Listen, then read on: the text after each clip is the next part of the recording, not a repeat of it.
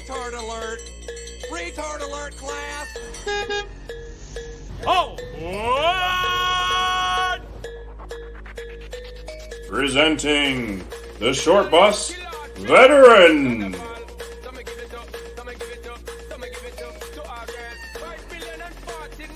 Hello. Welcome everybody to the BATTCAVE.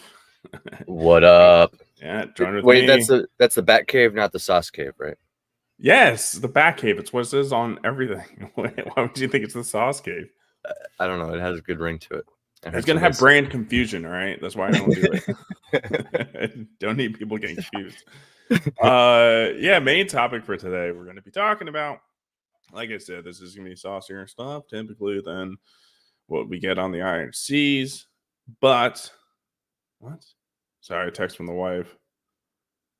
Oh, diapers.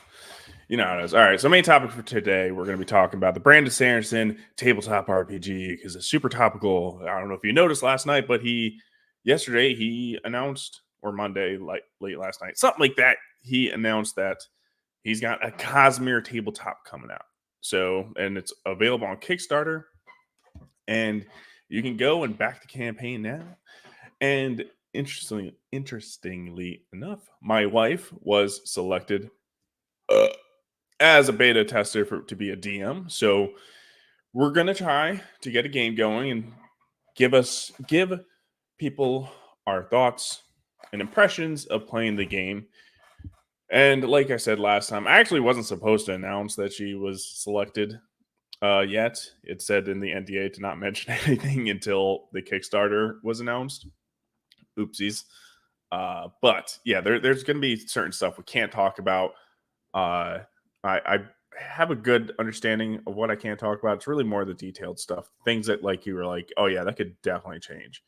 But I won't get in too much detail of the tabletop RPG, but I have thoughts and opinions of that whole thing. The Kickstarter mainly. So let me get that going. Brando Sando. TTRPG. Let's go. No, you forgot that. No. What are you doing? Should be on Kickstarter. There we go. All right. Oh my God. He was at 3 million yesterday. He is at $4.9 million in backing. Is that a 25? So he's making $1 million a day, basically. That's where he's at. More. Like, I think this I don't know the exact time this started, but It puts started Eric either July, yesterday. like, to shame? Yeah. Like to shame, but also in perspective in the scheme of things. Like, this is why Eric is so nonchalant about his millions. He's like, yeah. I'm just gonna get employees. Like, he's like, I don't know. It puts it all into perspective, Bats. It really does. Like look at the difference, right, between like Sanderson and like Eric. You know, like, it's a big comparing jump. the two. It's like, I mean, dude, like, so Eric July has his YouTube audience and some other audiences, which are decently sized, a couple 100,000 subscribers. Those don't really even necessarily contribute to viewers or anything necessarily, but like, this dude has sold millions upon millions of copies. Like, every single one of his books makes it into like the bestseller or whatever. This guy is like, yeah, his YouTube channel's not crazy big, but Titan. That doesn't matter. Yeah, the guy's a titan. So yeah, and like we were saying in our stream of the Iron Seas last night, like, he's gonna be going down as like the best author of our generation. Yes, That's just true. That's just true, because like, he's not just, I don't know. This is something that even surpasses Stephen King, right? Because Stephen King couldn't claim the same amount of intellectual prowess that Sanderson is able to claim. For starters, at baseline, Sanderson is a theologian. He is a religious person. He comes from that background. He is structured. He comes from a place of like, cerebral, like mental. Yeah, he's got the power of God and anime on his side. Then he went to school He went to school for the wrong path. And when I say the wrong path, I mean he even openly talks about this. He's got like a master's in English. And he's like, in hindsight, I would have like not done English because like editors exist, right? So like essentially he went to school to be an editor when he wanted to be like a novelist in a way, learning English very well, which helped him. But like what it comes down to is he had to actually go and like branch off in a whole nother path in order to do the author thing, right? And sit there and grind on overnights and become a master at that also. And then now he's able to apply his master's degree in English, combine it with his prowess in writing, and teach students. So he's a teacher too. It just keeps going. It just keeps going and going and going. And it's like not comparable to anybody. You know what I mean? No, definitely. And look, it's not all positive here in my opinion. Oh, me either. Well, what I'm saying is with the tabletop RPG. Now, like we said, Titan. This is the guy who can make change. It's kind of why I'm like almost like disappointed by this. And reasons being is we get into the price of this stuff. Oh, yeah, this is so the digital PDF version, there's 4 books. So if you want to DM a game, if you want to have a game, you need all 4 books. It's going to cost you $60 for digital. Each? Not each. It's like 20 each. Basically, I want to say was it 2 books? Digital tier list. Choose PDFs of 2 of the 6 core books. So it's $30 each book. So I don't know, I didn't look too much in detail. So it's $30 a book, and it says core books. So I thought it was 4 core books, but like, shit, does that mean you're gonna have to have 6 books in order to play? I have to say, bro, this is already like a pretty heavy criticism because, like, if your goal, I get it. Okay, so his goal is to compete with D&D. Yeah, that's what he's doing here. That's his declaration. That's what this is saying. That's why it's making $1 million a day, because other people are also sick of D&D. Even if they don't like Brandon Sanderson, they hear about this new system. You're bringing in a lot of people with this. I appreciate what he's doing. This is decentralization, but when you decentralize, you must also improve. There's a reason decentralization is being gravitated towards, and it's because people are sick of it. People are sick of it. Dude, the game's not out. This game's not even finished. It's like you're asking. This is expensive compared to D&D prices. Yeah, like, what's going on, dude? And in my opinion, it's not even so much the expensive part necessarily. I don't know. It is that, but yeah. I think the rules, and look, I'm not the one creating it, and I understand making the rules takes time. Doing the format takes time, takes money, but I think the rules to the game, if you're able to do it, I think that should be free. Like, you want it to be free for people to play. I think everything else is what you should be having people spend the money on. Like, you should be making the best maps for your game. Oh yeah, you should be making the best figures for your game, like the best lore books. I mean, that's what Pathfinder does, and that's kind of why I'm really eyeballing Pathfinder, because if you want the game, guess what? It's 100% free to play or to learn how to play online. And I'm kind of based. It's a rule book. Rule books should be free. In my opinion. Again, I mean, that's easy for me to say as the consumer and not the creator. Well, here's kind of where I'm at too, is like there's all this supplemental product. Like you said, you touched on a very key idea there with like maps, right? You said maps. So like, yeah, that takes like time, artists, like that actually costs the company money. Like, and it's actually providing content that people can use, not only use, but reuse, because turns out you could just like turn a map sideways and then relabel everything and you're in a different city or something. You know what I mean? Yeah, I mean, that's what video games used to do, like a lot of things. I mean, there was Castlevania, like like one of those games. You play it one way half the game, and then the other half you play it the game upside down. Like literally, the map just flips upside down. Or Halo, it's like you go into one direction in the game, and then Halo 1, and then half the game you're going the opposite direction. Yeah. So they're all reusing assets and stuff like that to save money. But either way, it's like at least $5. Like, I mean, I get you want to make a little bit of money for it, to pay the people that worked on it. Sure, fine, whatever. But like, come on, what are we talking about here? It's digital. Like you just email it. No, nothing. So $5-10 a book. I have an idea, and here's my idea. This thought I had, the whole reason I went off on decentralization and stuff is because when bifurcation, decentralization, and distribution happens with something, you need to improve on it. And like one of the things people are sick of is like kind of what you're saying with D&D. Like, yeah, why can't we just learn?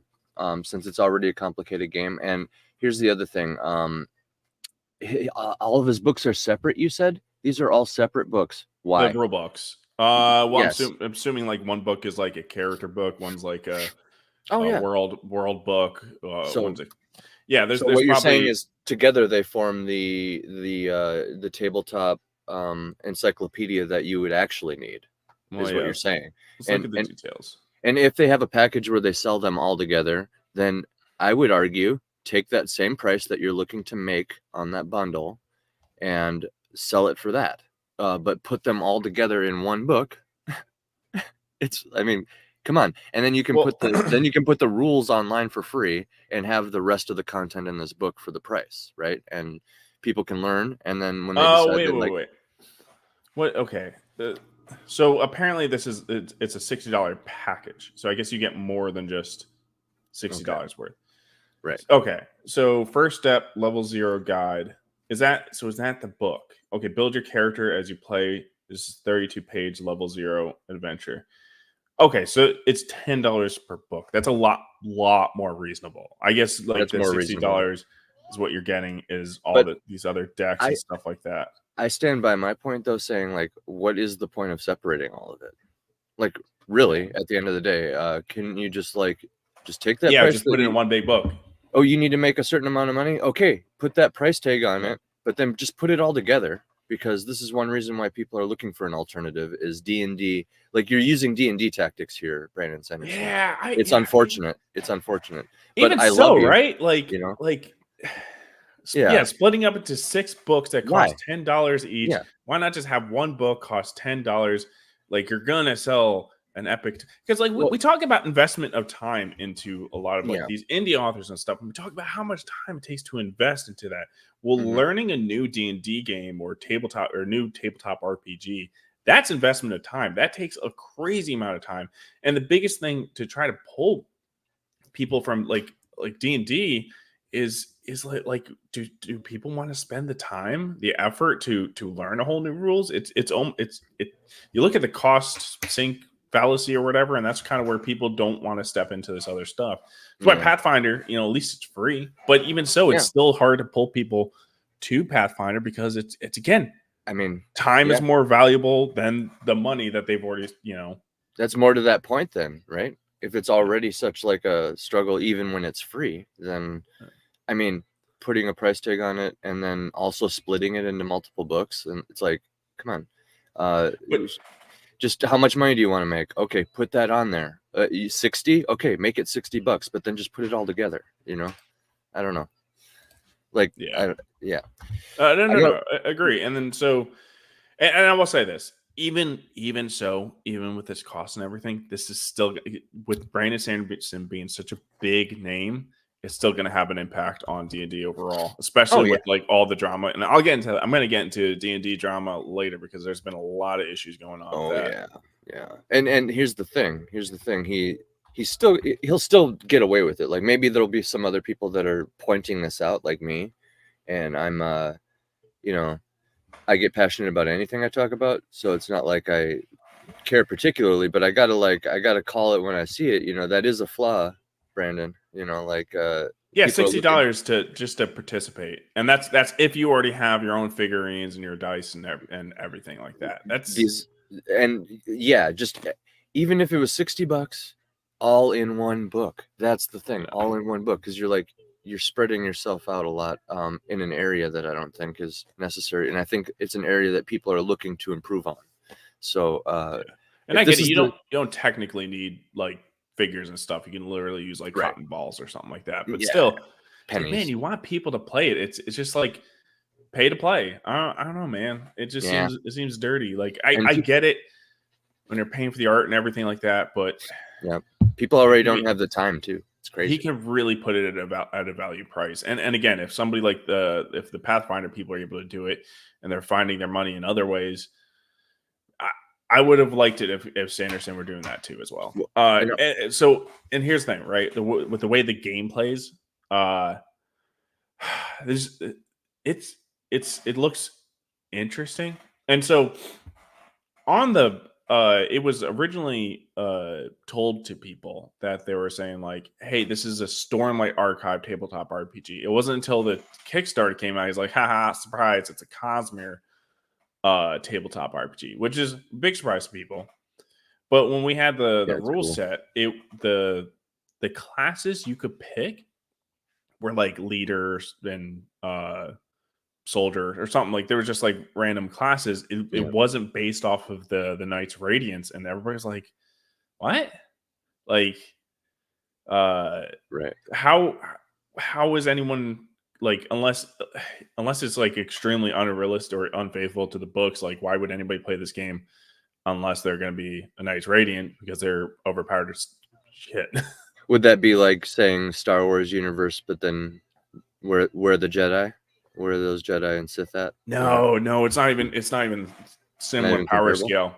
Not even comparable. Because like you can reasonably see like a super soldier like Jango Fett. Jango Fett fight and stood his own to Obi-Wan Kenobi for a while. Like he can kill Jedi. So in that world, it's not really comparable. And he has, but go on. Yeah. But in this world, it's like have you read Stormlight Archive at all? I read The Wave Kings.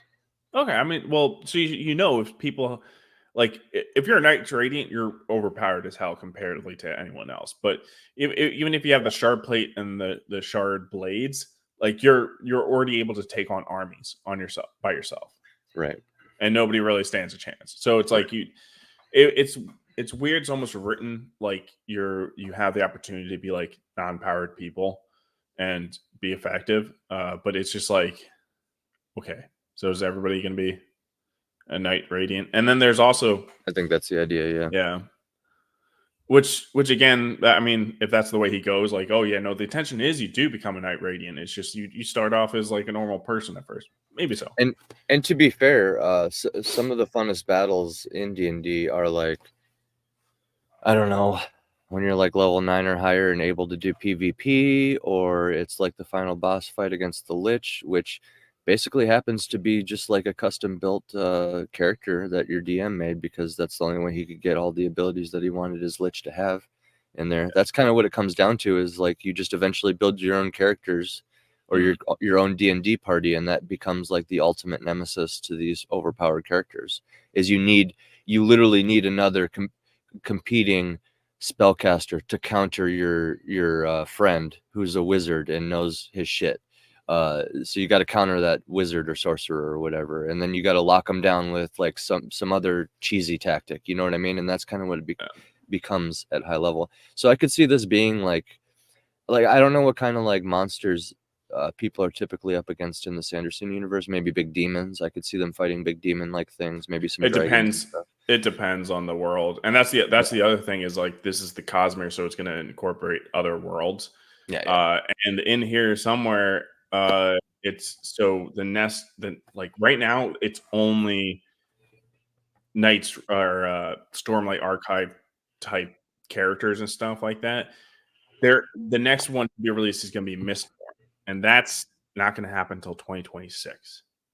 So okay, which is just like, okay, are we going to have to wait for all this other stuff to be like incorporated for this to kind of feel like a full game? Like if we play this, are we going to feel like we're only playing like half a game? Right. Like you're not even playing. Is it all there? Is that what you're saying? Well, it doesn't seem like it will because he has plans for you to be to also be a Mistborn, which is a whole different set of powers, right? So think of it as like its own class. And then if you're going down that route, you'd only assume that you're going down all the other or most of the other books and you're going to create classes based off of that. So either A, it's like down the road, this game's going to become way too flooded with classes and just going to be completely unbalanced, or it's like I just said, like you're not going to be feeling like you're playing a full game with just the initial release.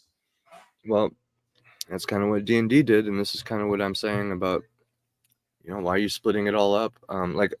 Because you can give us a complete product that people will feel good about, and then your expansion packs can be so fire. You can have such fire expansion packs after the fact that people have to buy them. This worked for Magic the Gathering. They had a complete game, right? Yeah. And then, I mean, there's an argument to be made with power creep and all that, yada yada yada. But there's a reason Magic is the longest standing card game. I'm pretty sure is what it is. It's the biggest in the world now. It's long surpassed poker and blackjack and stuff. At least a few years ago or something. Bro, $385, 6,600 backers. That's insane. Yeah, dude. Yeah, it's a lot of people are. So the 400 one, and this one's got only 72 backers. I thought I saw a lot more on this one. Retail. Oh, that's why it's retail. So if you have a little small shop, yeah, that definitely want to pay for that. Yeah, and if you have rewards, if you have rewards at higher prices, you need fewer backers technically. Yeah. So I mean, typically what it is like the player, like from what I've seen, it's like the players don't really carry around the rule books. It's the DMs, and they just loan out the books and stuff like that. That's usually like also the most cost effective thing. Now, if you're usually somebody prepared to DM, obviously you have the book, so you'd bring your own books to somebody else's game if they're going to DM for you, right? But like I don't really see many people, and yeah, this has got the lower backers, like to be the player. It's $195 for the 4 books. Let me see what's the individual book price. I just thought of a steel man for these divided books, and it does make sense. It does make sense within the tabletop culture, because think about it. If you have everything, if you have the entire actual book divided up into like 4 books, these 4 books are very specific. So essentially the implication is that the DM owns all these books, and like you said, is sitting at the table and just hands whoever whatever book they need to look at. Right? Yep. Okay. And while we're playing the game, here's the rule book, and then I still have the other 3. You know what I mean? You know what I'm saying? Bro. Okay, I'm not good on dice cost. $45. These premium liquid dice are made of sharp edged resin. It's like what? $45 for dice? It's a dice set, so it was a 1 set. Bro, what? Well, I know what they're doing. So this is a unique dice set, Bats. This is a collector's. Yeah, I guess. Yeah, that's a good point. It's probably not going to be available after the set, but that's insane. And somebody told him that too. Yeah. Well, I mean, he's really good with the collector's market. I mean, him with his leather-bound books, like that's usually I've seen him give advice to other people, like make sure you keep the rights to the leather-bound, because you can always do like Kickstarters and stuff like that for your leather-bound. And I know that I'm pretty sure Shad and Brooks got that advice from Brandon Sanderson.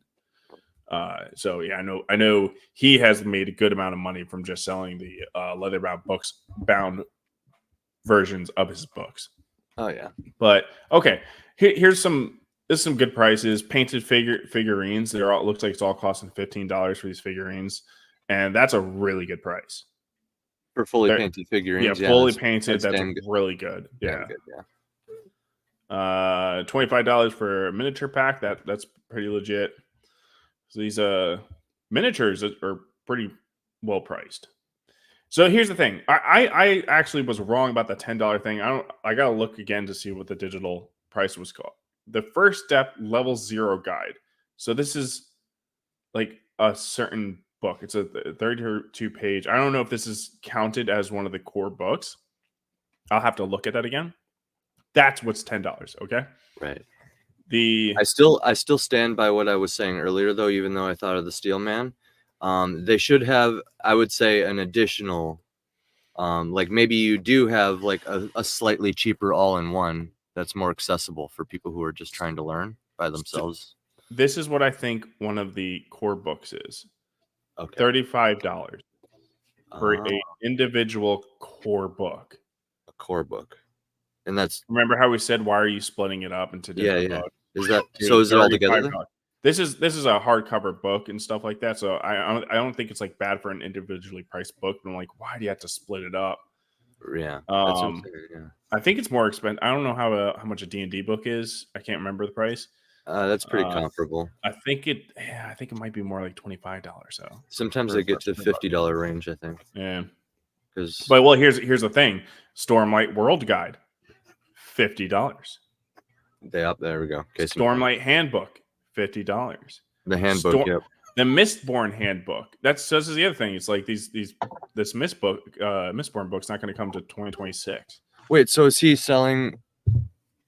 Is he like reselling all of his different worlds separately? No, this is not reselling. These are like rule books. Well, okay, sorry, not reselling. I meant like reselling the idea of his worlds. Like, so like meaning like instead of just having United States, 50 states, one governing,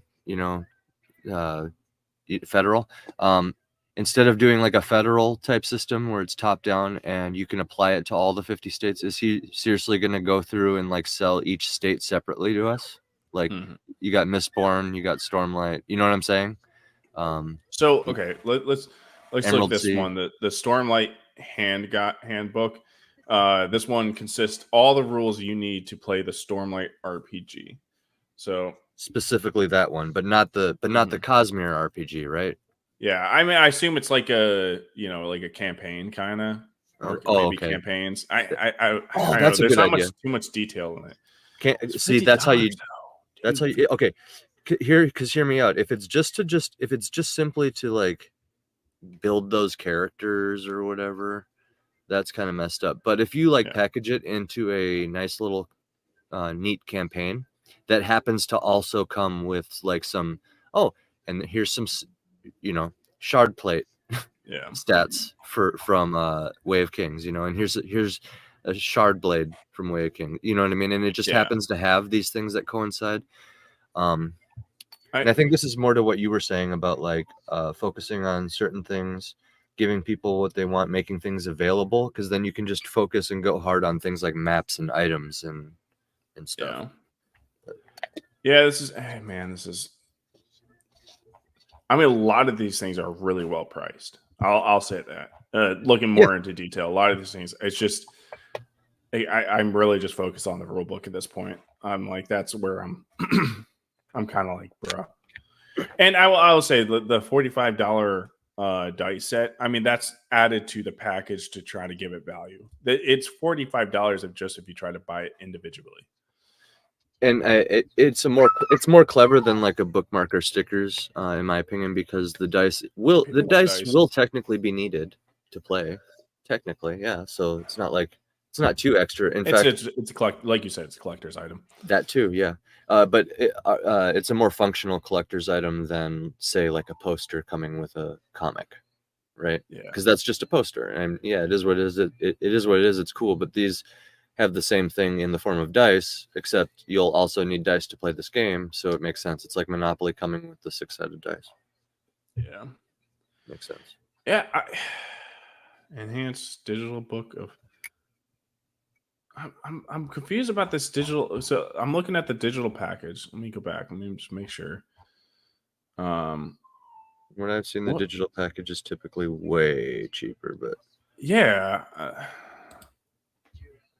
Okay, so this is the e-reader, right? Yeah. See the details. What's the PDF?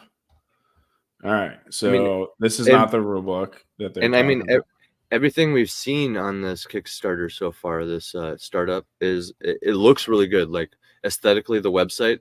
I don't know how it is. Is it easy to navigate, Bats? Is the website easy to navigate? Like you going through, finding everything really good? Is it laid out nice? It seems to be. Yeah, it looks good on my one end. looking at that. But this is, it's Kickstarter, but yeah, as a campaign, this is set up nice. I thought you were talking about like Oh, there's even a certain art to setting up Kickstarters. That's kind of what I'm getting at. And the reason I'm saying it is because I have my own with a Saga of Sunsets. So it's like I'm looking at it and like everything's laid out pretty good, you know. Yeah. I mean, I don't know what Kickstarter allows you to do. I gotta say, I'm really confused about digital only sets.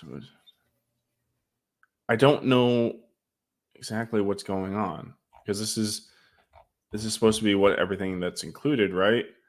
Oh no, this is just the actual. I'm such an idiot. These are just add-ons. Add-ons, huh? Yeah. 1 second. Let me turn my watch. That's probably how you get because it's beeping. Oh, gotcha. But yeah, that's probably for those listening. That's probably how you get to the $500 tier package. Is he probably is just simply saying, "Oh, I'll give you everything," because a lot of times in these Kickstarters, I know in my own comic campaign, that's basically the highest tiers, 150 for basically everything, and even in that one, I tried to give people like something that none of the other ones have. So that would be the explanation for the big one there. Yeah.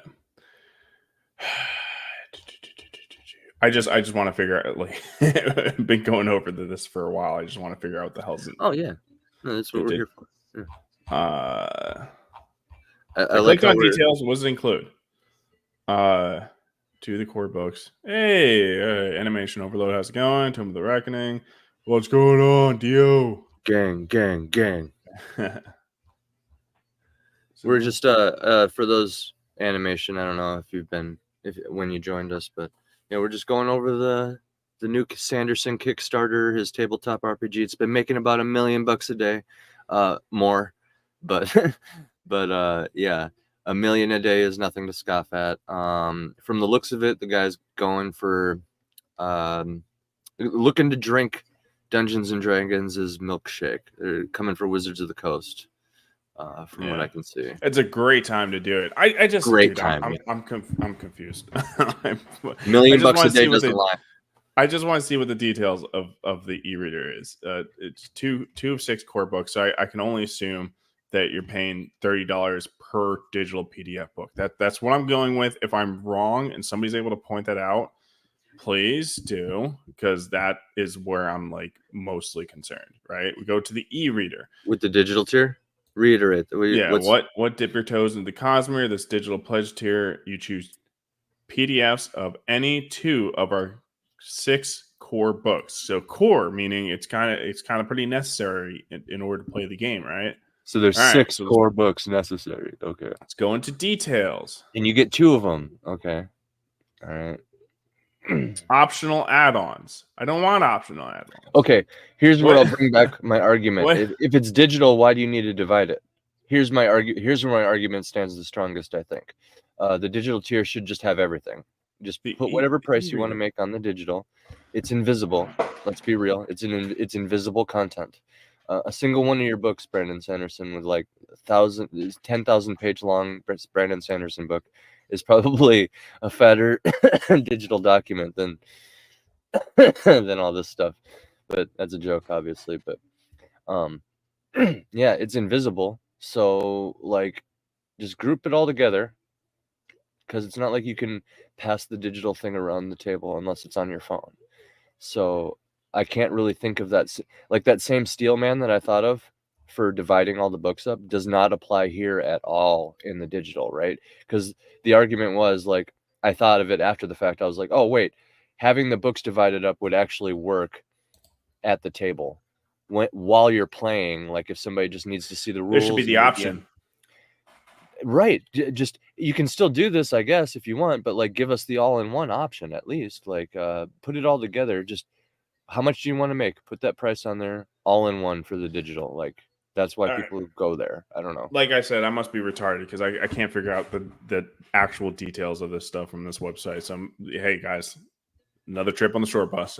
That's Kickstarter for you. But what I'm getting from it is the digital is $30 per book of 6 of which you would need to participate in the game.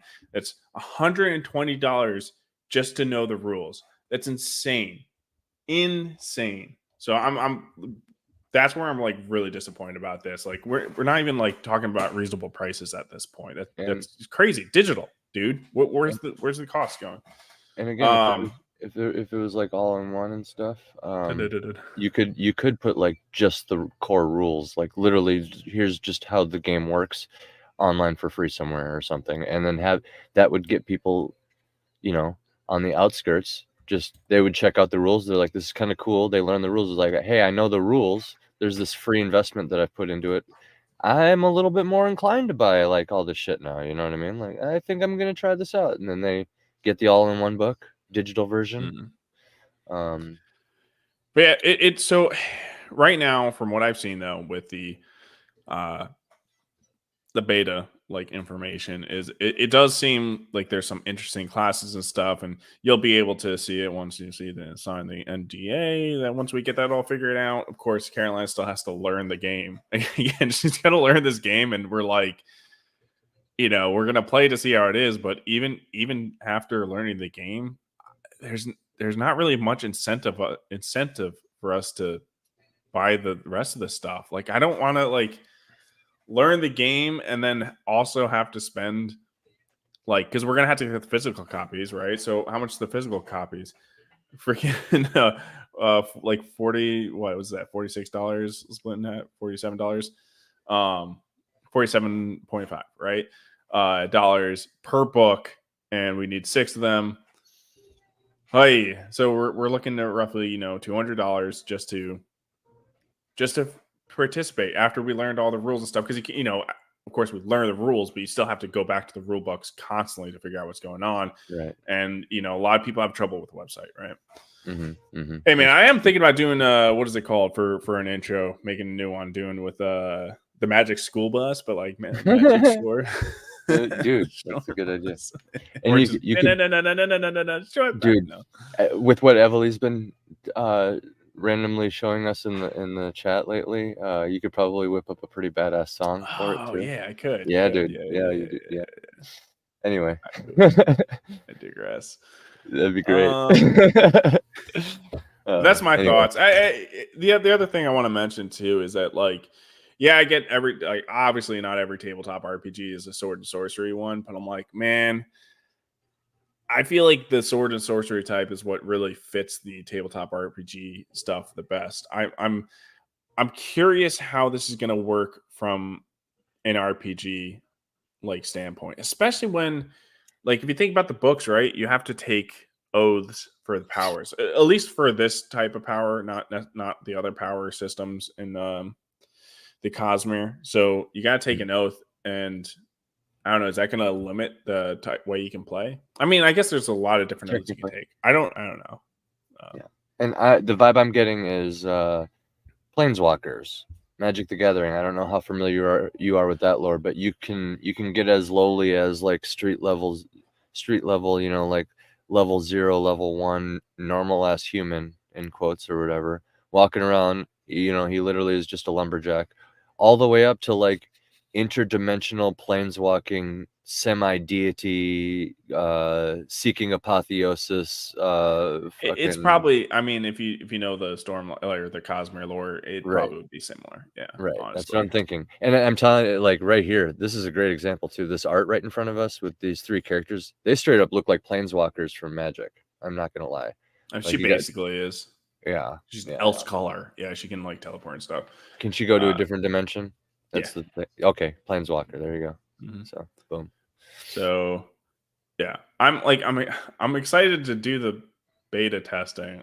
I'm not really excited for this. I'm not. There's like, look, especially the people that the large audience of D&D people. It's like you're also asking them to spend, and these are the people to spend money, but like it's even more money to spend. They are. So it's my big disappointment of this. There's a character builder. Let's look at some of this information. Yeah, so I guess on the website is the character builder free. That's actually a good way to get people into it. If you make it so people can just sit there and spam character ideas, they will get so addicted and so like excited to play that they'll just start dumping their money on you. I've seen it with D&D. That's how D&D Beyond actually got people to, because everybody was disgusted with that at first. They're just like, this is cool that it's all in one place, but there's like all these other wikis that do it and yada yada yada. But then they took it a step further and had like all the actual content. They like partnered with Wizards of the Coast and stuff and became like an official thing, D&D Beyond. And eventually people just started forking over that 50, like cha-ching. And it was literally, now it's like become just to get access to like your own characters like that. Literally they totally pulled a fast one on everybody, like it's just like, oh, you get this. It was like boiling the frog, and then the boiling moment happened, and then now it's like everybody has to use it in a way. Yeah. And, I mean, big sell point this to this is there is going to be a lot of art that people are going to want to have their hands on. But yeah, so some of the mechanics in there. The Cosmere role-playing game uses an original system designed for a broad range of players, from role-playing novices to avid tabletop RPG hobbyists. The system's core mechanic is simple: roll a d20 sided die. Okay. But beyond that familiar rule, just about every aspect of the system has been purpose built to tell Cosmere stories. Some of the system's rules are subtle upgrades to traditional D20 based play, while other innovations are more obvious. Here are some of the things alpha playtesters have loved most about the Cosmere RPG. So, plot die. Oh, they're special die. Okay, so you have to get special die. I mean, I guess you could just use a 6 die to just try to associate one of these symbols to it. There's millions of ways to do that. Yeah. The marking the die though changes the weight, unfortunately. So yeah, but there's a way. In the Cosmere RPG, when a character attempts something risky or dramatic, the GM can tell them raise the stakes. That's when the player adds the plot die. Oh, interesting. To their D20. This is a special die that can add an opportunity or complication to the results of a skill test. Interesting. All right. The D20 can also generate an opportunity, natural 20, or a natural 1. Okay. So I'm wondering if like you're kind of getting D1 D20 type of effects by rolling this dice. Does that make sense? It's essentially okay. So here's the way I'm rationalizing it. Bats, you're like, I do this, and I'm like, okay, roll a d20, and then I look at the result, and I'm like, oh shit, we got to see if this is an opportunity or a complication, because this is getting kind of hairy. And then I roll it. Okay, this is an opportunity. So even though you critically failed, you get the attention of so and so over here. So now it's this opportunity, but as a DM, I would make you work for that too. So like, instead of just giving you something else, I would just have you like notice something as you're like laying in the dog shit you just slipped in or something.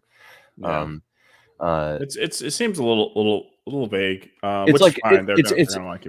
I see why he's doing it. Here's the reason. Okay, because when the DM is able to say, "Hey, everybody at the table, watch this," and he rolls the dice decides what's going to happen. So it's like it's making it less. It's distancing the DM from like making personal choices affiliated directly at characters. It's distancing the DM. Yeah. So when things turn out bad, you can't just attack the DM and say, "Dude, you just hate me. You heard who I'm voting for, and you're just fucking picking on me." You rolled for this, buddy. Yeah. I rolled the dice right in front of you. I don't know what to tell you, but it's not because of your politics. You know what I'm saying? So like, yeah. All right, so let me read this. Yeah. During combat, storytelling is at its most zoomed in. The system's first twist is its dynamic initiative order. Every round, the Cosmere RPG offers players a choice between fast turns, taking 2 actions before NPCs can act, and slow turns, taking 3 actions.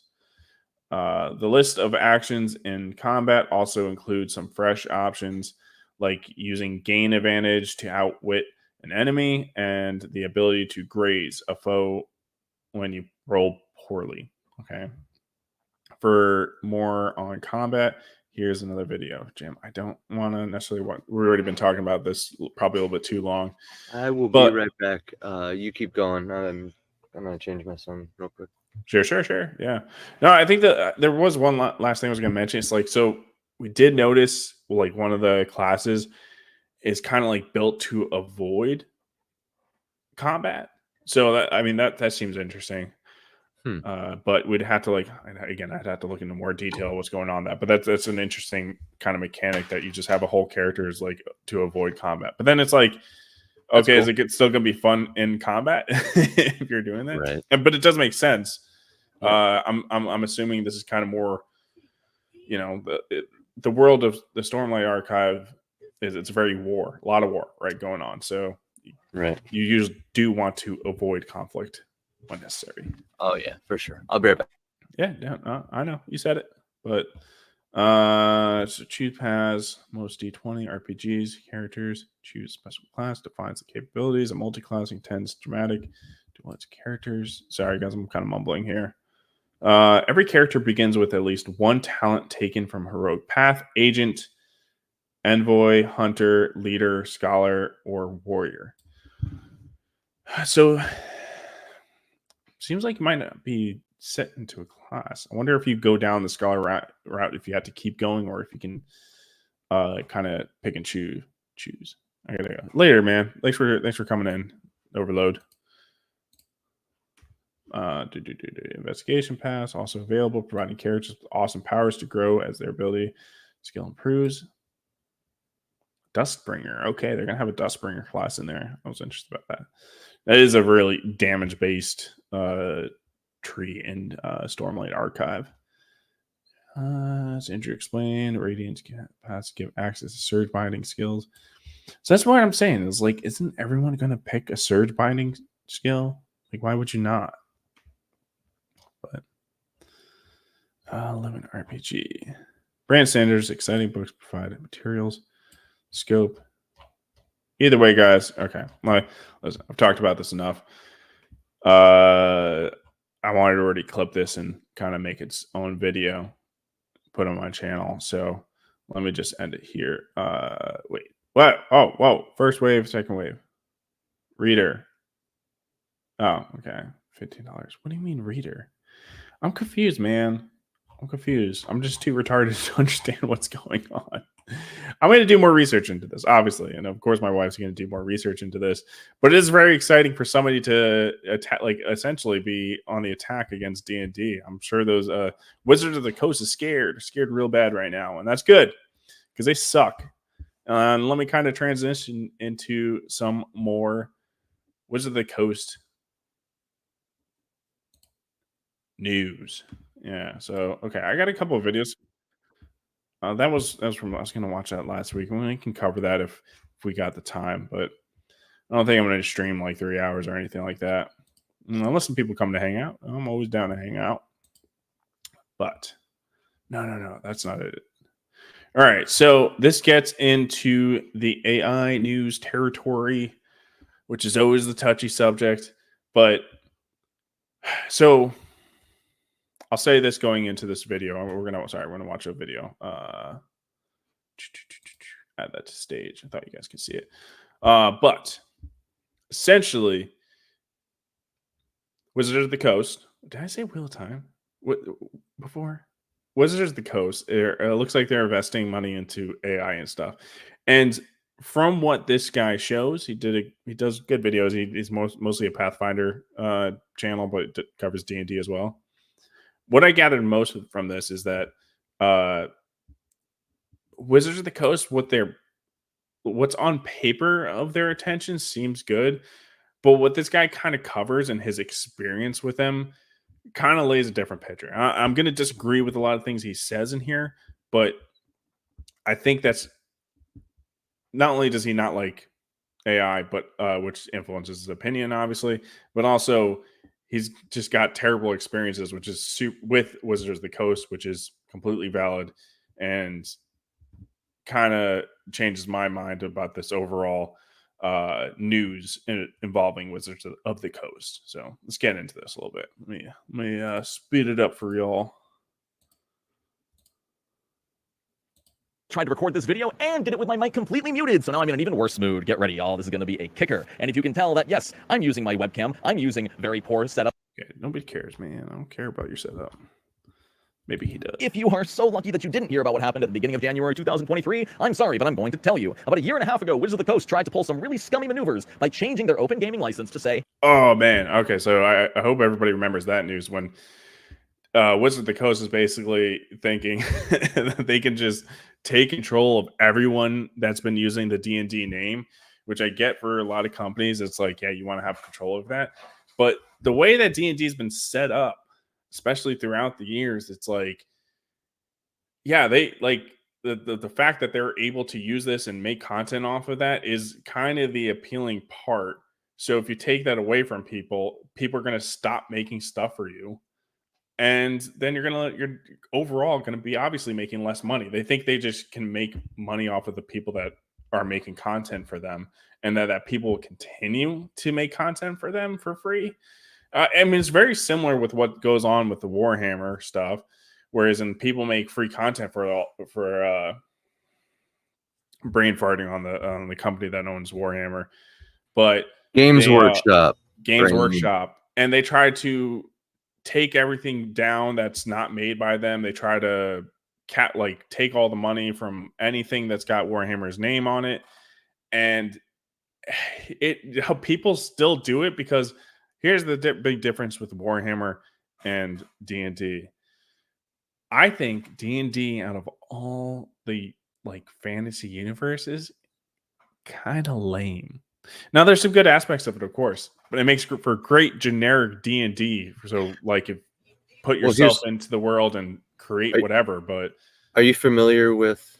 Okay, so I've tried a lot. Invested a lot of time trying to get into the D&D universe, and just out of all the these other sci-fi or fantasy universes, it's just not appealing.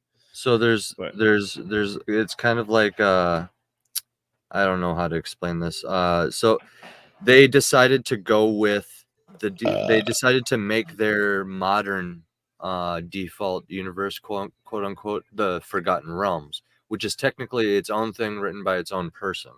Mm-hmm. So the D&D universe is actually a subsidiary. It subsidizes the Forgotten Realms. So essentially, at any point, they could just cut that away and let it go adrift and start over with just the mechanics of the game, which is, I think, kind of their failsafe. That's the big red button, Bats. That's the big red button. But even so, from what I've heard from people that have played tabletop RPGs, is that the mechanics of D&D is kind of lackluster compared to a lot. Everybody latched onto the Forgotten Realms. Everybody latched onto it. Yeah, they have their name, and that's pretty much it. I don't know people who know D&D lore extensively unless they need to learn it for the campaign or whatever they're doing. People know Warhammer lore because they love it. It's super interesting. League's better, right? The D&D lore is half the fun. Vecna, it's fun. It's fun, and I've seen people who are biblical scholars of D&D, just like you've seen people that are biblical scholars of 40K. I'm sure. I've met one of those. Yeah, I've but met one 40K scholar. Way more, I think, on the Warhammer part. And again, it's people aren't really play with each other. But they can't play with each other, so they just sit there and study. No, look, people aren't really playing Warhammer, but they're learning the fucking lore. Exactly. People are playing the shit out of D&D. It's the ratio between people playing D&D and knowing the lore is just nada. Where the ratio of people learning the lore of Warhammer versus playing, it's so many people know the lore. Which is why I think what D&D did recently, and I'm not saying D&D doesn't have some good stories in there. Obviously, a lot of people have written stories, but overall, the universe that's built there, the gods, the Pantheon, and all this other stuff, overall, I think it's uninteresting, and I think the numbers kind of show that. The average D&D player doesn't know crap about the lore. The average non-Warhammer player knows the Warhammer lore. They know everything about the lore, which dictated the 3 armies they decided to invest all their money into because they just love the idea of their lore so much. Yeah, I get what you're saying. Yeah. Whereas D&D, it kind of works in the opposite direction where they're like, huh, D&D? Cool. Huh. fantasy races, cool, I like these, and then they make their character, and they're like, I like this character, and basically whatever characters they make is what leads them to whatever lore, and then whatever campaigns they play with in leads them to the rest of the lore. So basically, what you have is a community of fans over here on the right with the D&D crowd who are literally spoon-fed the lore from the higher power, which is like the Wizards of the Coast. And then on the opposite end, on the left here, you have the Warhammer crowd, who is like digging. They're like digging up Grandpa's grave in the backyard, like to look in his coffin for more lore. You know what I'm saying? Yeah. And no, I they're just like cursing I've tried Games so Workshop. hard. Yeah. Like, I don't know, like Yeah. there's just I don't know, there's like an edge missing of it. I mean, it doesn't help that like modern D&D is even like more unappealing, but Oh yeah, they've just continued to go in that direction. either way, I think I made my point. Like I don't know, maybe it's like it's also like too flooded, like there's like too many gods and stuff like that. I don't know. Big time.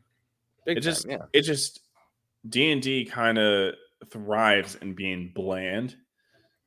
So that way your players get to use their creativity and make it not bland. You know? Yes. That's why I say it's generic fantasy. But then if you're going to make it so people can't like creatively make projects and stuff like that and like just try to make takedowns of that, it's like, okay, dude, you're literally going to kill your entire thing because people will go on to a different product. Bats. Mhm. This is to your point. But like, what's the last thing a level 20 character does? Like, bro, you're level 20. You literally are starting. You're starting to reach a level of power where you can kind of start side eyeing gods, right? Yeah. You can start side eyeing gods at level 20 a little bit. So like, what does that character do? He might even be immortal if you're like a monk. You will never die. You will never die in your level 20. What do? You know what I mean? Like, what does a good character do with that? How do you retire that character? Right? How do you do that? Again, I'm just more focused on the lore. You know, it's because here's like what it all comes down to. Like usually in these end stage campaigns, you are literally killing a god, or if you're evil, you're becoming a god. One or the other. Because like if you kill a god that's clearly corrupt because you're doing a good campaign or whatever, then you're probably going to be sainted or go down in history, and that's good enough for a good guy. Just remember me. It's very possible that the lore was corrupted, and we're getting so off of the video, but that's totally cool. But it's like the lore got corrupted by the gameplay. You know what I mean? Like maybe it's and this is theorizing the fact that it's like, yeah, we want our players to play these really powerful people, so they have to create more godlike power beings for you to face and stuff like that. That's like interesting in this one story, but it's like overall it starts to taint the story. And again, I will always keep bringing up World of Warcraft because I'm like a lore master of World of Warcraft up until a certain point.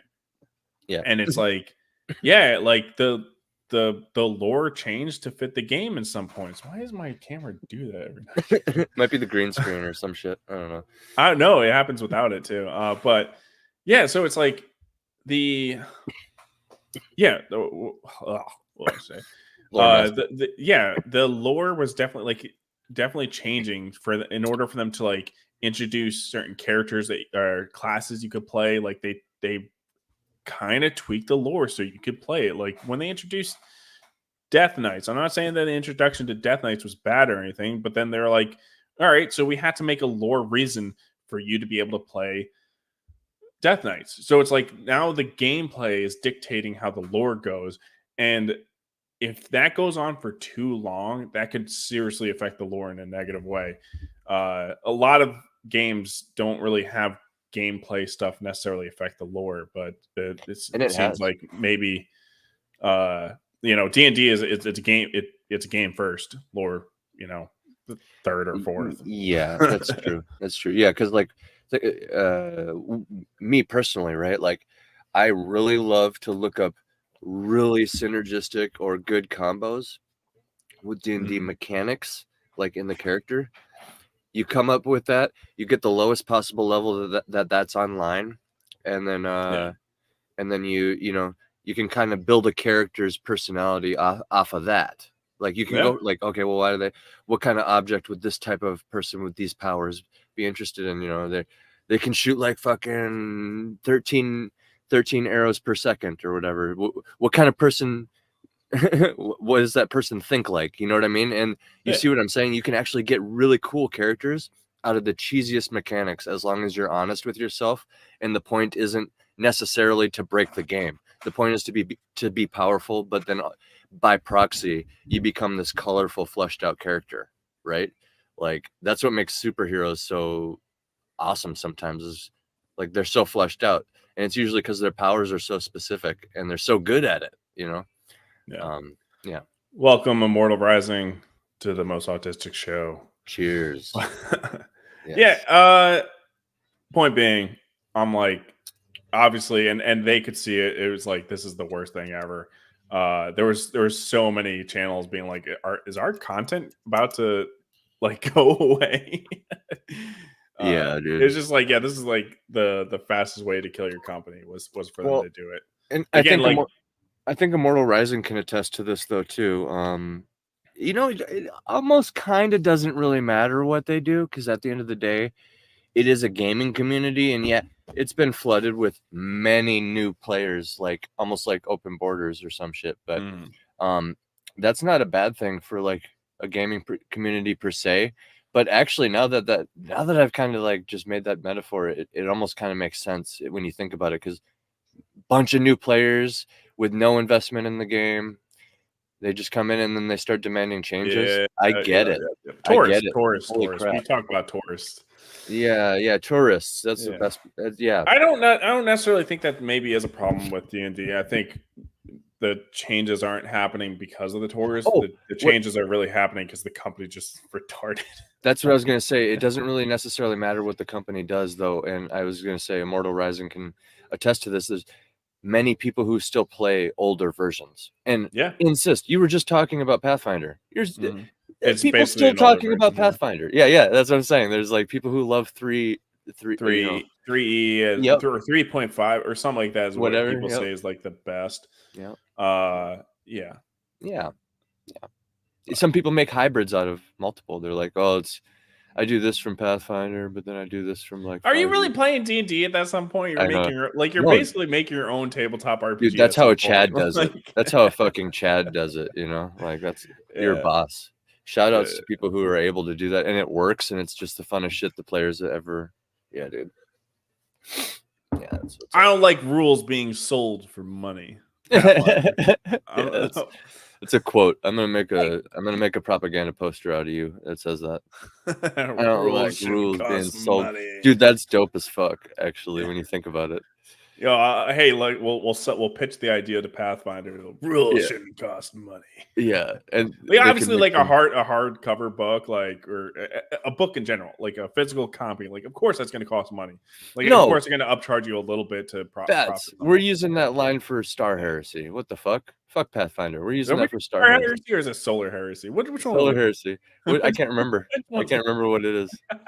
Why is Solar Heresy? And I you know what? I actually started to flip a little bit. I was like, you know what? Solar Heresy does have like. Now I can't even remember what side I was on, Bats. Like you were definitely Solar Heresy, and this has been discussion for like 2 months, and I'm now just this past week being like, you know what? Solar Heresy kind of does sound cool. I know. Yeah, dude. Yeah, it's like one syllable versus two, right? Solar Heresy. Star Heresy. Oh, now I like it less when you say it slow. Like, no. Okay. So old school Renaissance or OSR is a thing in the TTRPG community. Yeah, that's what I'm saying. They will keep it alive. It's very Iron Age. I was just about to say it. Thank you. Yeah, it's very Iron. Anything involving D&D whatsoever at all? We own it. We can sell it. We can repurpose it. We can use it for anything we want. Cool. Thanks. We'll sign it. Bye. So we're not going to do that. And like I said before, that's essentially what fucking Warhammer people do. But again, it's the lore is so good in Warhammer, it doesn't matter. It's still staying alive. Yeah. Like no matter what, like people can't get away from that. People can get away from D&D lore. I'm just telling you, it's not the same. Of course, we as the community said, hey, we'd rather you didn't. We like our things. Your thing inspired us to make things, but that doesn't mean we want you to have full ownership over thing we made. Just, all right, bestie, no, we get you. We understand. Who says that we lost? They don't know what they're talking about. And then Paizo came going back. I made a video and I was hot on Watsy's trail. Hasbro just didn't section saying, hey, no, that's a guy. You click life at Hasbro and it opens the life and culture at Hasbro section. It's Hasbro. So they've laid their cards on the table. Yeah. So get into the AI discussion. So they apparently what he's seen is that they have a job out there offer for people to become and be an AI engineer for them. And I'll say from what he says in the description, I'm like, not bad, although some of it is like, seriously? Like, yeah. But again, this guy kind of makes a point where I'm like, oh, okay, yeah, this does sound stupid. But yeah, he's very anti-AI, as you're going to see, which is fine. It could be anti. That's fine. Yeah. And it's not like it's surprising to anybody involved. They want to use AI to improve their products. And especially after I have read this description of this. My initial thought is like when they're trying to implement AI into whatever they're doing, I'm like, how much is that going to cost you in a year? Next to nothing. No. It will cost. Like it seems like they're getting somebody to engineer some form of like AI software, so proprietary software. So I'm like, and then like servers to run whatever that AI is going to do. Like it's very depending, right? Image AI is actually the cheaper cost. Yeah. What's going on, Herman? Whatever. Islands. Yeah, so yeah, if you're gonna like put up the cost for all this stuff, from what I'm hearing, I'm like, whoa, there's no way you're gonna save money, like, or this is gonna be profitable for you, unless you're just doing image generation, which at that point, like, just go use somebody else's. What? Like, why? Like, anyways, we'll get in more detail with what he says. This position, they are just saying, hey, we want to replace our workforce with a machine to do it for us. Let's read this word for word. Yeah. And I'll say that not necessarily, right? Not necessarily, but yeah. Because the idea and, the utopia of AI is where it's just like it cuts down on work, or you're able to produce more work using this as a tool. That's the ideal. Again, that's not necessarily what every company, and probably most companies, will be doing, or what they're thinking about it. Yeah, a lot of these companies are like he's saying, like, oh, how much money can we save firing all these people? Or just like, just saving time, whatever it is. It's always money, though, because time is money to them. So. Exactly. Yeah. Yeah, I mean, they really should be thinking about like how can this like benefit our employees. Like, again, I use the example with manga writers, and it's like, man, they're killing themselves working so hard. It'd be great if they didn't have to kill themselves to make it, and nobody else gets chopped. Bro, just take it surface level, right? Surface level. They're just what if it's just as simple as and it's probably not the case, but what if it's just like, oh, we'll just use AI to generate we'll use AI to generate the backgrounds of everything. So basically they spend their time, manga artists. Yeah. Essentially they spend their time on like just generating beautiful settings and like I don't know, interesting AI angles of settings. Well, just a setting here and there is AI or whatever, and it cuts down the time, and it's still got the soul of the artist, and the artist is doing the characters, just able to finish that story, move on to their next story even quicker, and they're not killing themselves getting this produced. Like, that's the ideal, right? Just that alone, that's the ideal. Would literally save a ton of money, because like then you can just plop the concept art into the backgrounds, for example. And like this is something I could even do, like as a lowly indie artist that's just a YouTuber making thumbnails over here. Some say the best thumbnails I've heard. I personally think they're the best. I don't know, man. But I make pretty good thumbnails. Yeah, yours are lit. Yours are lit. All right. And before we go any farther, I want to get my own personal bias out of the way. Yes, I am against AI. However, I am not against AI as a subject. I am against the ethically immoral sourcing of AI generation. So I do appreciate that. I do them in my own videos, giving a disclaimer about your biases. So it's good for him to set up that. Although I'm not sure how on board he is the idea with AI when he says he's on board with it, where it's just like, I don't know, from the way he talks about it, it's just like, I don't know, a lot of these things that they are mentioning in the job description are pretty acceptable forms of AI. But again, Yeah. I think if you just tag the word or the abbreviation AI into anything, it just immediately sets people off being like, no. Which, Well, and again, this isn't actually true AI. It's just complicated algorithm. Like, you're cool with spell check. I was just gonna say that. Yeah, and on top of that, I'll add. Never. I lost my train of thought. Never mind. Sorry, my bad. Oh, you're good. Libraries, the complete stealing of artwork and voices and things. False. Oh, I chose an extreme False. example. That's what I was going to say. I chose an extreme example, but it was to drive my point home, just to show kind of where their headspace could be at. But anyway, were you saying false? Well, the whole stealing of artwork is just so false. And not to mention, even in Wizard of the Coast's case, which if they do it this way, I doubt they would be even more ethical, because they would just be taking all of their licensed artwork, which they have a buttload, and just training the AI that way. Like, I get it. Maybe the artist didn't know AI was going to become a thing and didn't give the approval of it, but it's still Wizard of the Coast's artwork, and they can do what they want with it, right? Like, well, I mean, hell, they could literally put it out to free for people, and like, you can't do anything about that. That's true. And at the same time, I will add that I always fully encourage court litigations. Like, I know George R.R. Martin is suing ChatGPT at the moment or whatever. I don't know what's coming back. I don't know what he's thinking with that, but whatever. I think as a guess the ending of his book. Yeah, that's what he's saying. But anyway, yeah, I always say I fully encourage that if it's the case that there is some shenanigans going on.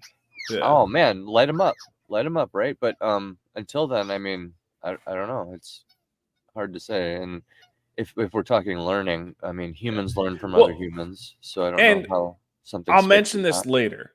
If they're gonna replace art with like AI generated stuff or like D&D stuff, like, I'm thinking like especially like in their books or the cards or whatever they're selling, that would be a mistake. That would be a huge mistake. I like that. Should 100% be a hand art. Stay human, because it's a very human. It's like, how do you play? Well, first thing you do is you get a bunch of humans together, and then you just read this book. All right, have fun. You know what I mean? If that's the case, and even if it's like artwork like thrown up on their website or stuff like that, that shouldn't be AI generated.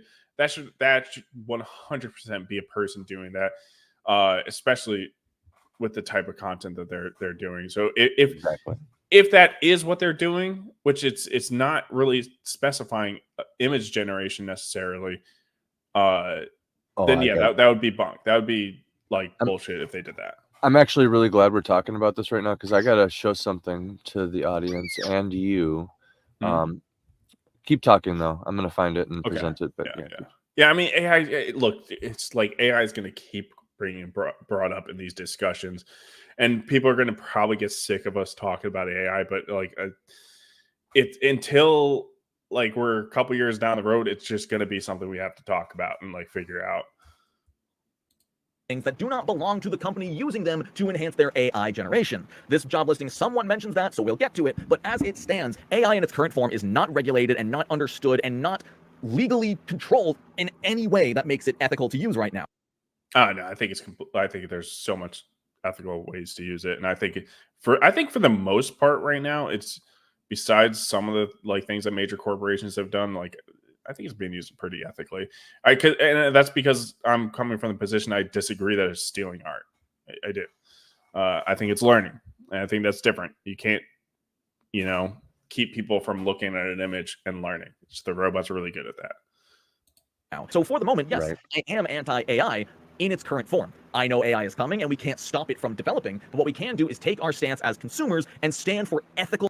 Pay artists, have them sign contracts, give you their consent, and credit them in the generation software. Make them. What are we? You have to rip off artists first. You have to have artists in mind that you're ripping off and shit. That I don't know. Well, it's not. Well, nobody owns a style. A. Right. B, it's like, that's literally like, am I supposed to credit when I'm everybody doing that art? Am I supposed to credit every single art that I looked at that I learned from? Like, that'd be insane, right? Yeah. I mean, that's essentially what I think. It's just people like don't see it the same way of learning. Right. It's like an AI doesn't look at art. It Right. It essentially does in ones and zeros, though. Yeah. And generates 1 pixel at a time in a complicated algorithm. But like Yeah. it's not like the movie artificial intelligence or anything like that. I mean, that surely probably exists like elsewhere. Like, I don't know, Elon Musk probably has one of those. Yeah. Those special Look, AIs. it reads the art. Like that's Right. that's what it's doing, right? But colloquially saying, look. But yeah, it's not like copying ones and zeros when it's not like copying a finger and putting it in there. It's taking a bunch of data of all these different ways it's seen a finger being drawn, which people draw fingers terribly. That's why AI struggles with it. And it doesn't disassemble and reassemble. That's what people think. It does not do that. Again, it's like, okay, it's asking, like when you prompt it to like draw a person or whatever, it's like, okay, a person has fingers, so I need to draw some fingers. I have all this data that I've analyzed. No, it doesn't, because it doesn't store. You would have to say then, like whenever it creates the art, that it stores that art, and that would be insane levels of storage that in no way, shape could ever be feasible to be profitable. It does not store the art.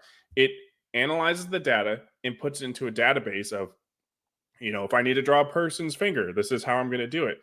And then it has relative data in order to formulate guesses of what the person wants based off the prompt.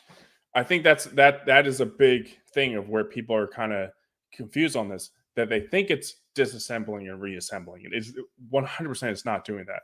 And it's really hard to describe the exact details, right? Because it's just such a complicated. No, like, yes, a database is storage, but it's not storing all the pictures to create that image, right? So if I generate a fox, it's not disassembling a stored image of 100 different foxes and reassembling it into a new fox. It doesn't store all those pictures. It takes that data, learns details, formulates that data into something else, like rules of how to draw whatever it is, like how to draw a fox. Much more simple data than having millions of photos of a fox, right? I used to work at a place that helped develop and train. I used to. Well, hold on. I think some of them could work that way. I think maybe there is some, because there's possible, so many. Yeah, there's so many these days. That's the thing. I think. But the more I think about it, disassembly, reassembly. No, that, I mean, again, that would, in theory, if that was the way it worked, though, the storage of those servers would be just insane. And when you're talking server costs, storage is like the most expensive, generally speaking. Like backup servers and stuff like that, insane.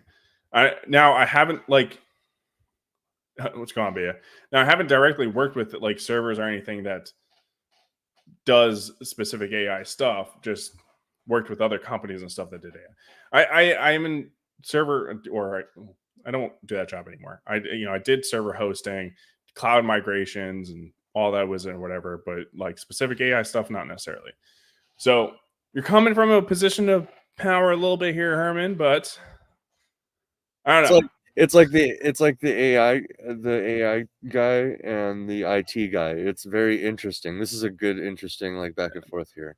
But very specifically, he was I think Herman's a developer. Where I am not I have never been a developer. I've managed a team of developers in a slight sense. I didn't directly manage them, but right.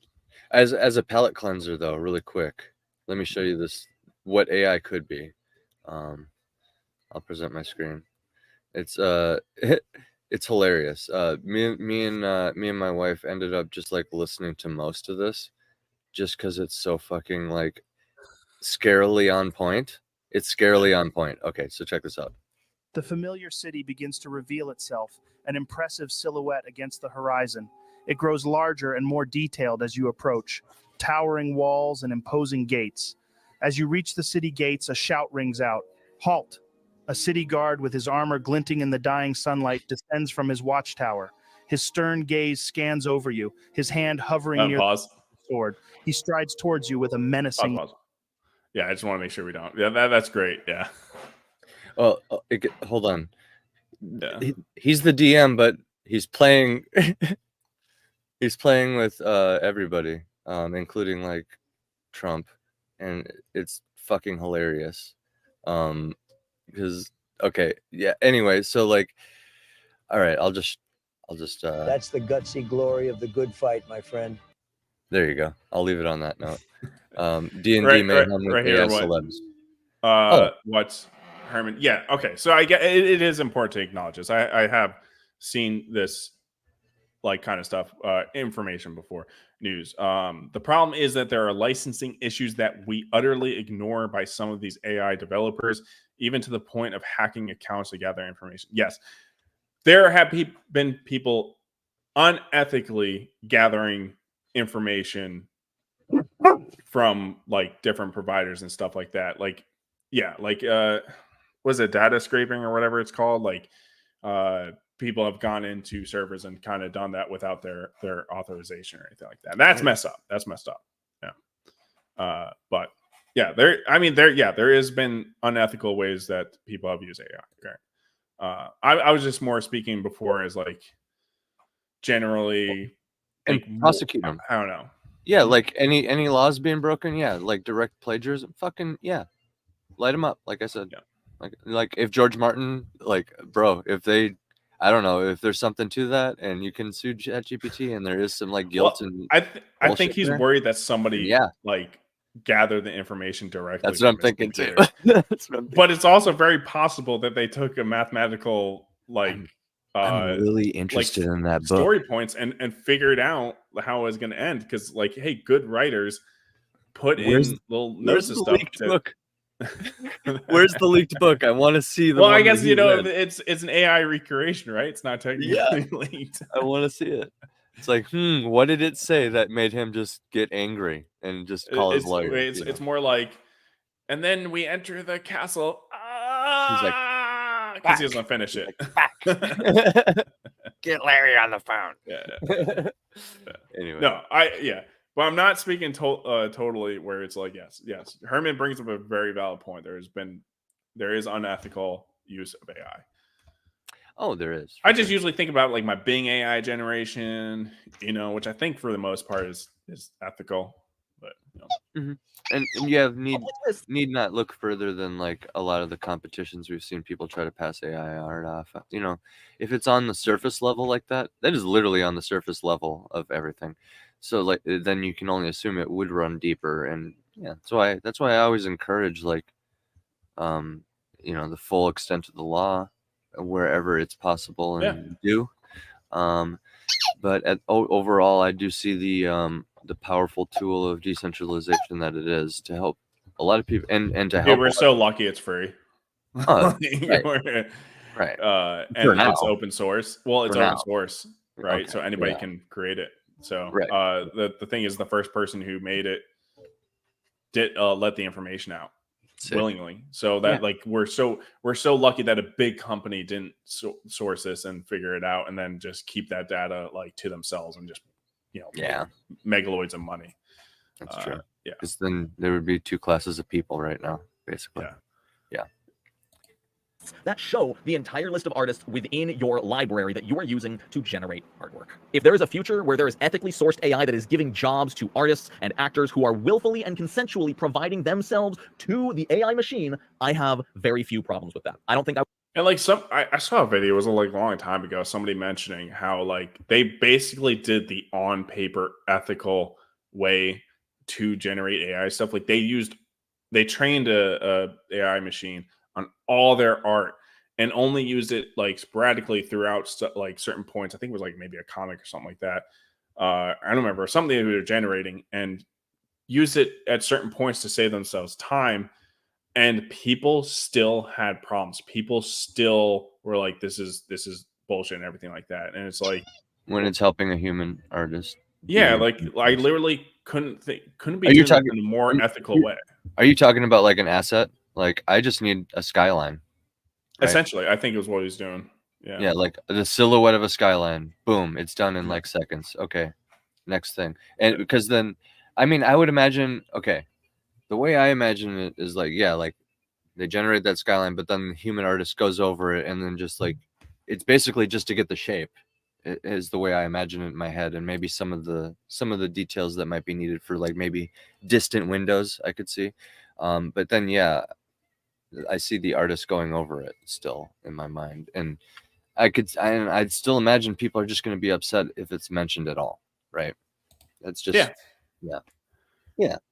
I would still use it, but then it just becomes me personally, not the entire thing itself being immoral. With all of that out of the way, let's get to this. Principal AI engineer in the United States, job description. At Wizards of the Coast, we connect people around the world through play and imagination. From our genre-defining games like Magic the Gathering and Dungeons & Dragons to our growing multiverse, whatever that means. Yeah, I saw the Apple narration. So Apple's AI voices were licensed from actual people, which is ethical. Yeah. So as much as I hate AI voices, I have no complaints about that.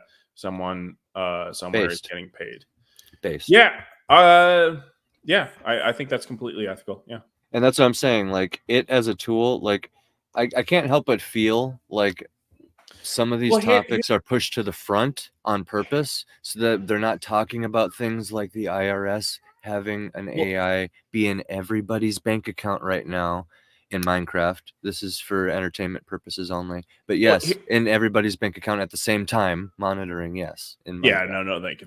But no, I mean, so here's the thing, right? If I upload to an AI machine a bunch of Joe Rogan's audio podcast, and it learns how to do Rogan's voice really well. Like that fucking DM, dude. Holy shit, you got to watch that, dude. Well, it's like, did I just steal his voice? Because kind of. How different is that than somebody like an immigrant learning English? Well, watching Joe Rogan over and over and over again, and learning how to impersonate his voice.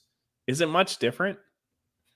That's fair. Because again, it's not disassembling and reassembling his voice. It's just learning how to pitch his voice properly and do all the other stuff to the audience. I think like here's the answer to your question. These comedians that learn how to do a fucking killer Trump, like they're just dead on Trump, right? Mm-hmm.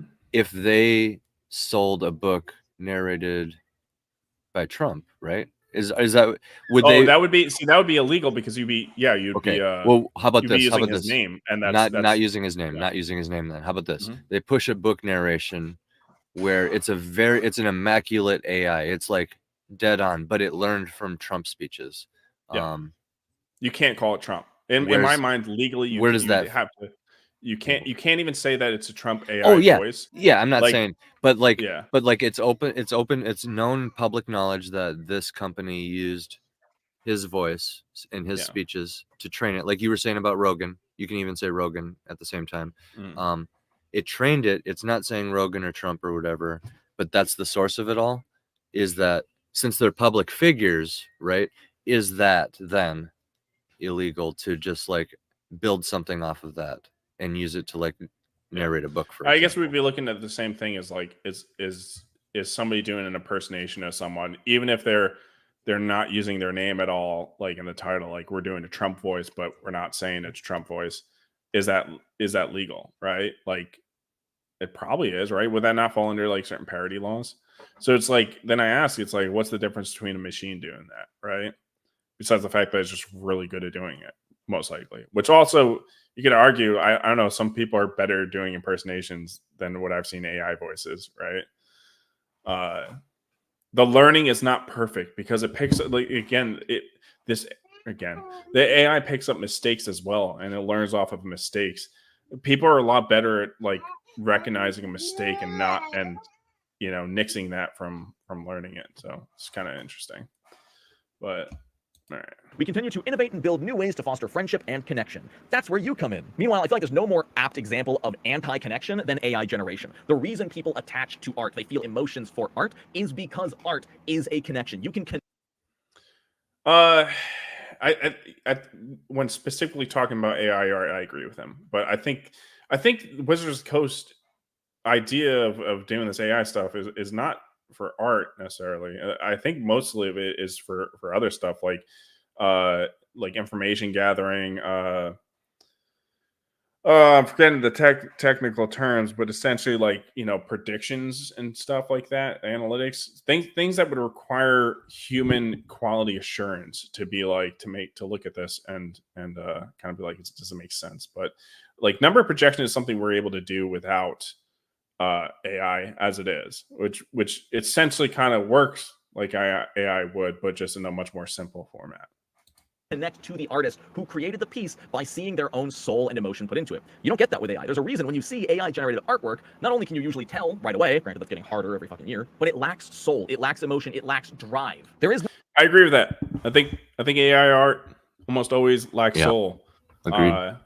The biggest difference though, like you can add soul when you put like a good enough personal touches into that art, right? I think like what we're doing with my cover, where we're editing it like to crap ton where it's more than just the AI generated thing. Right. It's a lot more than that. It's probably fine in satire, like when we see a video. Videos of Trump, Obama, and Biden having arguments on Discord, but if we just use their voice in advertisement implying endorsement, so I agree. I think like it would be very illegal to be like basically implying like even stating that it's AI, but like saying like this is Obama's voice in AI. Like I think that would be unethical. But like would it then be ethical if you essentially use the voice and didn't mention anything about being that person? Because like the most valuable thing to a lot of these people are their name, right? And like the Trump name is like the most valuable part about Trump, right? So even if you do tag AI, it's like would that even be legal? Not even just a moral question, but that would probably be unethical. Yeah. So like the thing is like parodying and stuff like that, like these guys aren't really making money, probably making money on ad revenue. So, but like they're not like taking, you're not making a transaction essentially. So I think that makes a big difference when you're doing that parody and stuff. not much to AI artwork as it is just regurgitated emotion, and we as humans have that inherent ability to tell when somebody has worked hard on something. Also, I know it's just big business gobbledygook, but the entire like we're all here. Not always. Sometimes people work really, really hard on things and it doesn't look like they worked really, really hard on that.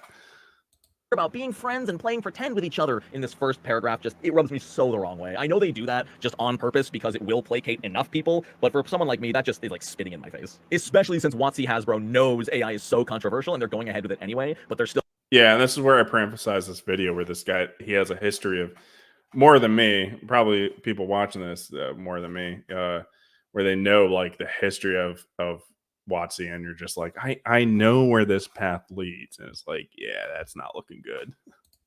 Still pretending it's all for the good of our friendship. We are building a central technology team to create high-value software.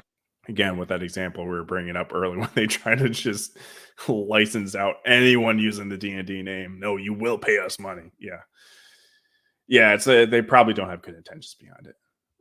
Impersonating a celebrity voice is constrained by free use rules, and free use is pretty much limited to parody and commentary, not using voice bundled into whatever work they're creating. Yeah.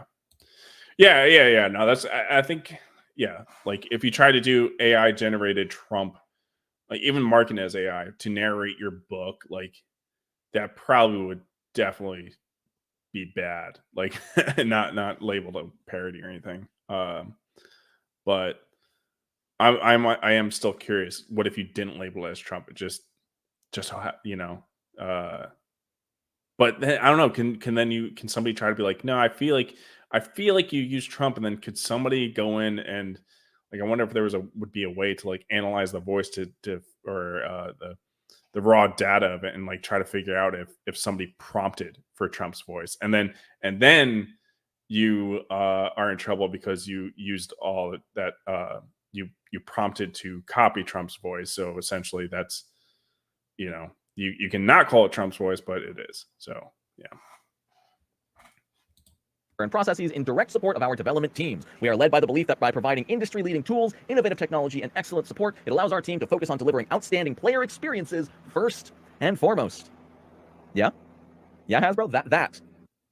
Yeah, a big company there. They want their money. That's your first and foremost. Not turning a profit, not cutting costs. No, our experience is first and foremost. And that's why after... Yeah, and that's why Iron Age creators kind of rock, because I feel like when we create our content, we're more worried about the quality of the content rather than turning a profit. Obviously, because we know the chances of us turning a profit from our stuff is not likely. We do this out of passion. Big companies like WotC, they don't have passion. It's all money.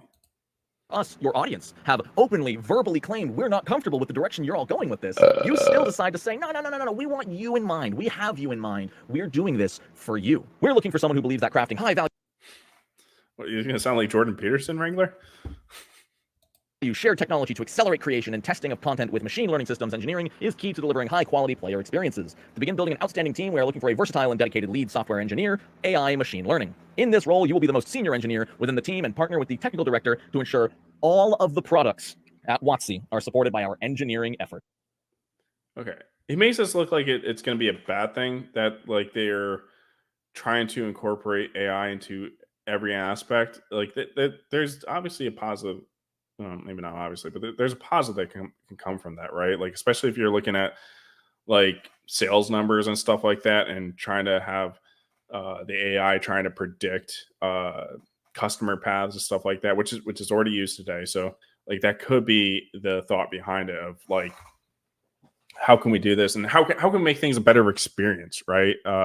Maybe they're able to take survey information and relay that information into something more readable for somebody trying to make changes, and maybe it can just provide better feedback by gathering that information, providing it to the person who's going to make the changes.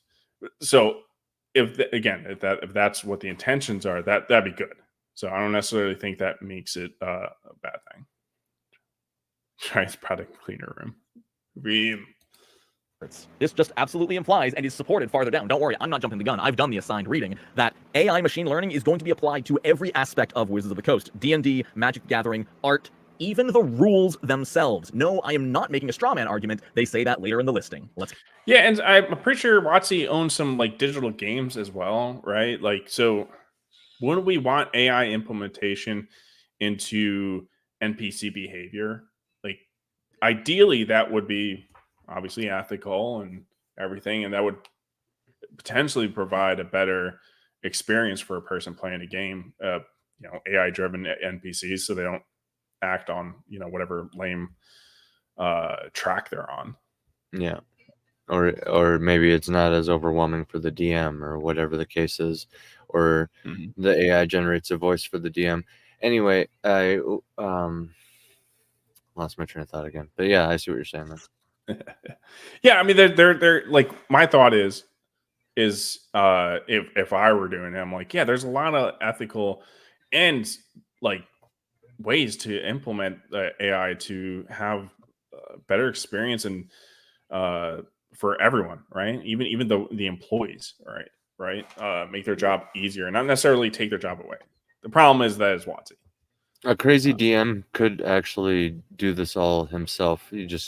If you get like the right setup with like a laptop, like maybe a monitor or whatever, you could, in theory, have some like, I don't know, some AI generated portraits of each character you're going to present. You already figured out the voices ahead of time, and like some AI generation software for the voices. So all you have to do is type stuff into it.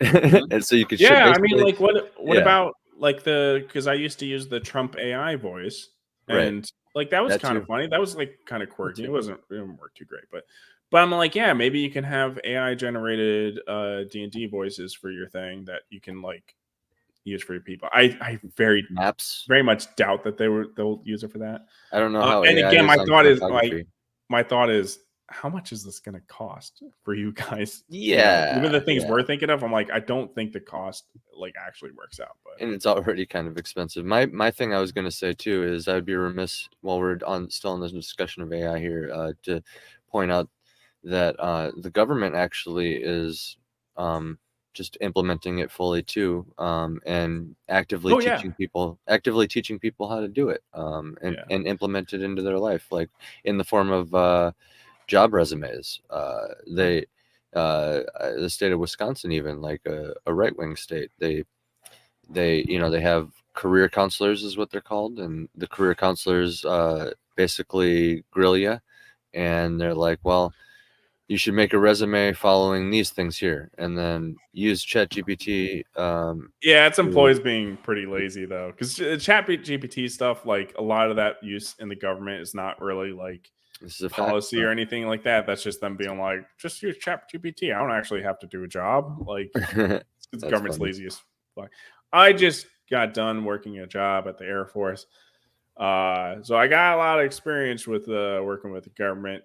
Prior to working with the Air Force, I was, did another job, some government jobs before that, and then of course, the Marine Corps for 8 years. But yeah, Nice. the government, the DoD is obviously working on ways to implement AI. The problem is they just don't know how it can be a security threat. So they are still very hesitant. But like, dude, everyone is writing their policies and everything. They're just It's already copy been and decided. pasting Yeah. into ChatGPT and just like, how do I write this? I mean, like the Sucks, policy and but- stuff, like a lot of policy and stuff that you have to do is just like busy work that they make you do bullshit stuff. Like a lot, like so much of the work that you do in the government is so unnecessary. I had to write a bunch of policies and like, I'm not gonna lie. I go into ChatGPT, I'm like, write me a policy of this. I'm like, okay, cool. I don't know, like, I don't care. I'm doing the other work policy or not, whatever. But yeah, like, Yeah. it was definitely taking away the part of the jobs. If it was effective, because obviously, it didn't understand a lot. I still had to do a lot of work, but God, I would love to have those aspects of the job just taken by AI. Fuck that. Right. There are don't some care. things. There are some things. You will lead this new team to explore uses of AI in game development, asset creation, and automated frameworks. The asset creation. Yeah, the asset creation is probably where it's got people the most worried. And I very much doubt that they're going to be doing it in a way that people are like cool with. But again, like kind of the examples we're bringing up, like before, like there's obviously good ways that it could be implemented. Information gathering, NPC generation. I even think like losing my train of thought. But he goes on. Was bad enough. Using AI to generate artwork that possibly doesn't even belong to you and that you did not have to pay a cent for is already scummy enough when you are one of the richest entertainment companies on the entire planet. Yeah, I mean, people aren't really using AI for like 3D models or anything. So, yeah, asset generation. I mean, like, so I think Lord of the Rings, obviously not Tolkien, but oh no, Wheel of Time, I think has like an image generator or something like that. There's like an AI tool for that whole series. I guess so you can like generate specific images that kind of look like that stuff. I don't get the point of that. And I don't get the point of this, like, unless it's for the employees to generate. But I'm like, dude, there's already free tools out there. Like, just generate it on like one of the free tools or pay $20 or something like that. Why are you going to pay an employee to come in here and make your own system that might not work? Like, this seems like like a crazy amount of money to spending with probably like zero results. It's going to be a huge waste of money. Like, just use the tools that are out there already. Don't make your own. Like, obviously they want to make their own so they can profit the most off of it. Again, this is one of those things where it's like AI is going to be way more expensive than they could foresee. That shows where their head's at, though. Profit. Yeah, because I mean, I was going to talk about it last week, where it's like Clownfish kind of covered it, where it's like AI is kind of imploding, right? It's because I don't think AI, like with the image, like information generation, like I don't think it requires a lot of human QAing, because like like I mentioned before, it learns a bunch of information that is wrong, and it doesn't know that it's bad information or whatever data to be learning, but it incorporates that. And therefore that's why it's like you'll ask sometimes ChatGPT like a simple question and it'll give you an answer that's just like, is factually wrong. You know, like what chapter does this happen in? And they'll say chapter 2, and then you look in the book and you're like, this happens in chapter 3. Like, so it's because it learns things incorrectly sometimes. And I don't think it's ever going to overcome that. As long as it's learning from humans, it's going to have like error into it, and it's not human error. Well, and bias too, as we learn from Google's AI. Yeah. Oh man. Heavy bias. Well, yeah, that's probably the points that Clownfish goes into mentioning. Like, bad PR. Once it's like, oh, this doesn't work. Even if it's like, hey, it's going to take time to learn, people will stop investing. Yeah. However, going the extra mile to remove the humans writing the rules of your game is disgusting. Game development. So, again, why would you create your own program to help you generate like rules into your game? My thought, like something this could be implemented, is again gathering a bunch of information from players, inputting data about their player experience and how things went down, and inputting that into a database that AI then reads, and then kind of help a human formulate some results from that to potentially make a player experience better. Glorified that's assistant. That's something that's good. Now, if they're just making like rules and they're like or like using it to make their paragraph sound nicer or whatever, like obviously it's going to take human QA. Like they're going to have to do quality assurance. So if it spices up the words, if it still sounds good, I don't think that's terrible, right? Like it was just like using a thesaurus. Again, that's what they do. But I think just a matter. I'm sure it exists now, but it's just a matter of time before it's popularized. If some sort of AI editor, I'm sure that's a thing. It's just grammar. There's already spell check, so all you got to do is train an AI to take that like a step further. Already spell check already checks your grammar. That's what I'm saying. But I'm talking about like an AI editor. Like editing is editing can be a very mechanical thing. Everybody uses Grammarly, right? Right. Yeah, you don't think Grammarly has some sort of AI technology to it? Grammarly, no. Grammarly famously came out and said, wasn't it revealed that they like were using their shit to train an AI? I have this was like a year ago, I think. Something. Were they? Yeah. It was amidst all the initial wave of like AI hate. Maybe not the initial, but like I think it came out that because I figured there's no way that this isn't working without AI assistance. They had to say it. Yeah, they had to like admit it in some way. I can't remember the details, but like it was a thing. I was like, well, shit, man. A bunch of people should be pissed about that. I'm sure they are. By the way, we're training our shit with all your guys' stuff. GG. Yeah, transparency is really important to me. That should definitely be like, hey, we're like, am I going to stop using Grammarly now that I know that? I don't think so. And you might want to double check. It might be another big one like Scrivener or some other, I don't know. But they're probably, to be honest, dude, they're probably all doing it now at this point. Yeah. Well, I don't also always take Grammarly's recommendations or whatever, because I'm just like, this is probably the better way to say it, but this is how I would say it. So you're taking away my personality, boy, and I don't like that. I don't like it. America. But it's also good to like to have that information to be like, oh, this is how it could sound tighter or whatever. But then you can run the risk of your book sounding too generic. Use it, but that is interesting. I didn't know Grammarly was doing that. I kind of did assume so though. But again, is that cost effective for them from scraping all that data? Like that's got to be so much.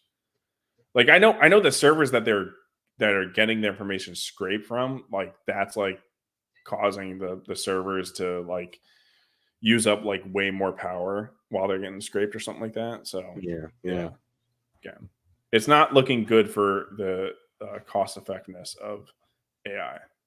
No, is I think not- only the That is I think so only the biggest ones will be left. something wrong that I have a bold prediction to make. See, TTRPGs are some of the most specific wording you will ever need to write in any kind of game. Video games are fine because they've got computers. Yeah. So what he's going to say is like the rules need to be very specific. So if AI makes mistakes, like AI makes mistakes, Mhm. then we're going to have serious problems. I'm like, yeah, but like we're going to have a human QA this, right? And what he says later from some of the stories from WotC, it's like, I don't know if they're actually going to QA it. It's like, whoa, which will be Yeah. funny if they do that. If they release a rule book that's completely broken because they used AI That's their own and they fault. didn't QA it, which we've seen. I can't think of any examples off my top of my head, but we have seen that people like throw things out that were obviously like all AI, and there's a bunch of mistakes on it because they didn't double check it. They didn't do the human thing of quality assurance. It's like, yeah, then it sucks. So it seems like this would be what WotC would do, is just not QA it. What's Evelyn? Highlander sucks. Basically, where I'm at with it, I think it's really, really soft-headed of them to even consider writing any sort of rules with AI. That's stupid, because that's the core human element, is the very fabric of the game, the rules. But again, I will say I will champion the idea of like, dude, voices. Like, why does everybody love Matt Mercer? Because he's a phenomenal voice actor that really gets into it. And like, for a layman to be able to have access to just like, bro, I can just show you a portrait of the guy right here as I'm typing in real time what he's responding to you with. That's cool. That's cool. You know what I mean? Or like AI video of like a loop of like we're just sailing, and then I can type in another prompt and it's another AI video of like it's not a storm anymore, you know, in a nautical campaign. You know, it's like I agree. sunrise. Yeah, I agree, and that all I thought I was already thinking of that, and that sounds cool. But I'm like, there's no way that's cost effective to produce all that. Oh, but you'd have to be a crazy DM. Yeah, you'd have to be. Well, no, to have a tool for WotC, to have that tool. Oh yeah, all in one. There's no way that's cost effective. Yeah. Oh crap! I lost my train of thought. What did he say like 2 seconds ago? Are some of the most specific wording you will ever need to. Oh, so yeah, no, I think it'd be good, again, taking player information and maybe like tweaking some rules and stuff, not putting it out, tweaking some rules and presenting that to people, and having AI test some of the rules. Again, AI can do some testing, come up with some results, but you would still require that human element to do the quality assurance and also do some human testing. But that could potentially work. It could potentially come up with good results that after human QAing, you're like, actually, this works really well, or something like that. Or maybe this one aspect of something that they came up that works well, so I'm going to take that from the AI, and maybe test it and see if that works. Problem is, WotC is fucking retarded. I always play taking the hobbits to Isengard every time the group travels. Yeah, Yeah, exactly. Right, in any kind of game. Video games are fine because they've got computers in the background making sure that no matter what something says, the game is always going to work the same way. But TTRPGs, you need to be consistent, and Paizo is a fantastic example of constant consistencies in the game. If something is going to give a bonus to armor class, then every time it shows up, it needs to say this effect gives a +1 blank bonus to armor class. However, Pathfinder's new Player Core 2 actually has a part that is problematic because the wording is... I'm just pausing, and I don't want to get taken down. Not consistent. They added something along the lines of adds a +2 status bonus to your defenses. These terms have never been used anywhere else in Pathfinder 2nd Edition before, and as such, we the players don't technically know what all our defenses is. Is our defenses just... Yeah, well, that's it. Yeah. I guess bringing up humans, I don't remember him going over this, but yeah. Our armor class? Is it our armor class and our saving throws? Is it our armor class saving throws and our resistances to damage? Does it include the hardness of my shield when it comes to reducing the damage I take? What does your... Yeah, I mean, but AI can maybe word this where it does sound better than like human, because like again, you can hire like crappy humans to put out crappy products. There's plenty of human editors. I don't know. Yeah, that's I stand by like what I said. You shouldn't do rules with AI. That's stupid. Yeah, I mean the mistake he's mentioning that could come from AI could obviously come from a human as well. Yeah, like that'd just be a shitty product. And It's I think lazy. if you make an entire if you make an entire book, it's from AI, it will have a lot of mistakes. Like there's no way.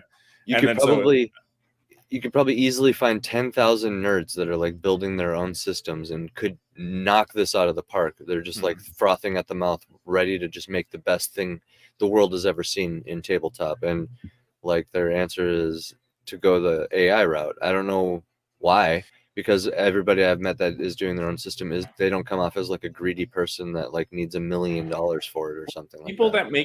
people that make their own systems, like they're not going to have the resources to like have all a like crap ton of test groups and stuff like that. Again, information gathering, right? So this is something that AI can do to help, not to necessarily solve, to help. Right. Again, that's just if you're using AI ethically. Right. I'm all for the glorified assistant route. Right. Yeah. I think everyone is, right? And I think what the biggest problem with AI images is it doesn't really look like an assistant. It looks like it's like full on wiping your ass. Exactly, which it kind of is. I mean, it's cool. Like anybody, like a teenager could just jump in there and be like, Yeah. "Give me I'm a really duck, proud of that analogy right give now. me a that I duck just flying, thought of. give me a duck riding a dragon into a sunset. Go." You know what I mean? Yeah. And then like a 12-year-old did that. Boom, done. So like it is kind of wiping your ass, but like the assistant, you actually do have to like, okay, I'm gonna give it data from these sources. I'm gonna have it translate this thing for me, and then I'm aware enough and smart enough to know that this is how the AI works. So now I need to like refresh the role play aspect of, you know what I mean? There's like steps to it. And then just to get all the data in there, and then you can start asking it questions from there.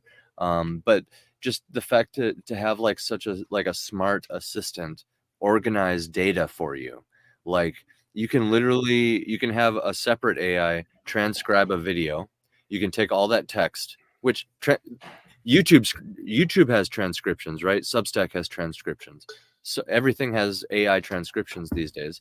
You can take that text, put it into the AI, and you can have it just summarize the bullet points for you, all the main things to keep it organized. And then you could literally take that bullet point list into a podcast like this and knock it out of the park just from staying on track with things that you already know you wanted to talk about. Yeah, and then also keep in mind again that human quality assurance, because AI does make so many mistakes, and there is a problem if you're just going to just trust the information from AI. Like, boom, bad mistake right there. That's how you fuck it up, and that's why these major companies are really screwing up, because they think it's just an answer, and they're just like they're implementing it, and they're like, cool, the AI did it, that means it's good. That means it's better than a person. So throw that product out there, and then you look at it and you're like, what's this crap? Like, what is this? What is this crap? That's why it's AI to source your own data. Yeah, you give the AI the data you want it to look at. You're just like, no, like this podcast or like this article, and you can give it a handful of articles. It'll chew it all up, it'll calculate it all, focus on it, and just get hyper specific, and you can come up with just a bullet point list. That's just an example that could help students study. Possibly be bad. Yeah. Students could study with that. Like that's amazing, actually. Like it's just like having Jeeves over here serve up exactly what you need. Oh, dude! So my mother-in-law is a teacher and a college professor, and it's like all the teachers talk and stuff like that. And some other friends are teachers in other grades of school, but it's like the kids using AI to do homework is such a problem. Yeah, like not using AI to study. I mean, using AI to study and then relying on the information when it can produce bad information. Like just taking it as gospel, essentially, that can be really bad. But like, dude, having it do the homework, where it's like, okay, the whole point of you doing the homework or whatever is to learn. And if you're not doing it, then you're not learning. Ipso facto, this is pointless. So that's what I think. So what we're gonna see here is this is a very tricky area. It's a very sticky situation that we've gotten ourselves into as a society with exactly what you're saying. Because that is so fucking true. people are are taking advantage of that. So essentially what they're either going to have to do is like fully embrace it and like really hyper focus and teach people how to do what I'm saying, where they use it as a very strong tool, like an advanced calculator of sorts, to just like keep yourself organized in your life. And well, the best solution to that aid. one's very easily get rid of homework. Homework's a dumb concept anyways. Well, exactly. And that actually is to my second point, the back half of this coin. This is kind of a problem with the mass-produced school system, right? We're famously trying to pump out factory workers, and it's the same method. It's the same method that was implemented since these industrial springs in our history that have kind of made us gravitate towards wanting more factory workers. I think it's Rockefeller who said, I mean, I could be misquoting here. Rockefeller, he's like, I don't want dreamers or scholars. I want workers, basically, right? Like, so we only have the best takes here, Gay. Homework dumb? It is, yeah. Better than we're at school for 8 hours already. We don't fence it here. We take stands on serious issues. Like I get it, but just admit that we're like supposed to be scholars then. Like you're trying to groom us into being monks at that point. Like we're dedicating all of our days to this. You get 2 days off, but we're gonna give you 12 hours of homework. Get in it. Get in that homework on your weekend. Don't go play. Back to the We don't know, and because that is not used anywhere else in the game, we have nothing to compare it to. The reason I bring that up is because my bold prediction is that if Wizards of the Coast goes forward and uses AI to generate rules and expansions for Dungeons & Dragons, that kind of easy mistake is going to be littered throughout the books. Inconsistency. Yeah, I think he's 100% correct here, because I like I said, like this would be great if you did the human QA, but and I don't know if he already mentioned it or if he mentions it later. It's like, yeah, they are infamous for not doing QA on their own stuff. But if you continue, if you continue to study, you're going to learn more than those who don't. I'm gonna knock homework from a petty teenage perspective, just because of the deep-rooted hatred as a student in my youth I had towards homework. But I do understand why it's there. I do get it. Don't get me wrong. But it's gay. It's gay. Yo, Emily's pro. I'm sorry, Emily's pro homework. I mean, the problem is like with these public schools with homework, it's like, man, kids just gaff it off. Like I never took any of my homework seriously. Like, yeah, it requires. It's basically trying to force the kid to study on something he doesn't care about, and they're just not gonna they're gonna find ways to be lazy about it, like myself and so many other students did. I don't know. It's just like teachers need to find ways to make stuff actually interesting, and I think their solution is just to be like, oh, here's homework to fill my work gap or something like that. So yeah, I mean, essentially the problem with homework is how it's implemented, mostly, right? But I mean, that's obviously really prone to be done poorly. Pro reasonable homework task, like 20 to 40 minutes a night top. Yeah, I mean, I did in school did get 20-minute homework stuff, and dude, I was a bad student. I didn't do that stuff, or I just copied out somebody else's homework. Hey, I think an hour is a solid chunk of time, because think about it.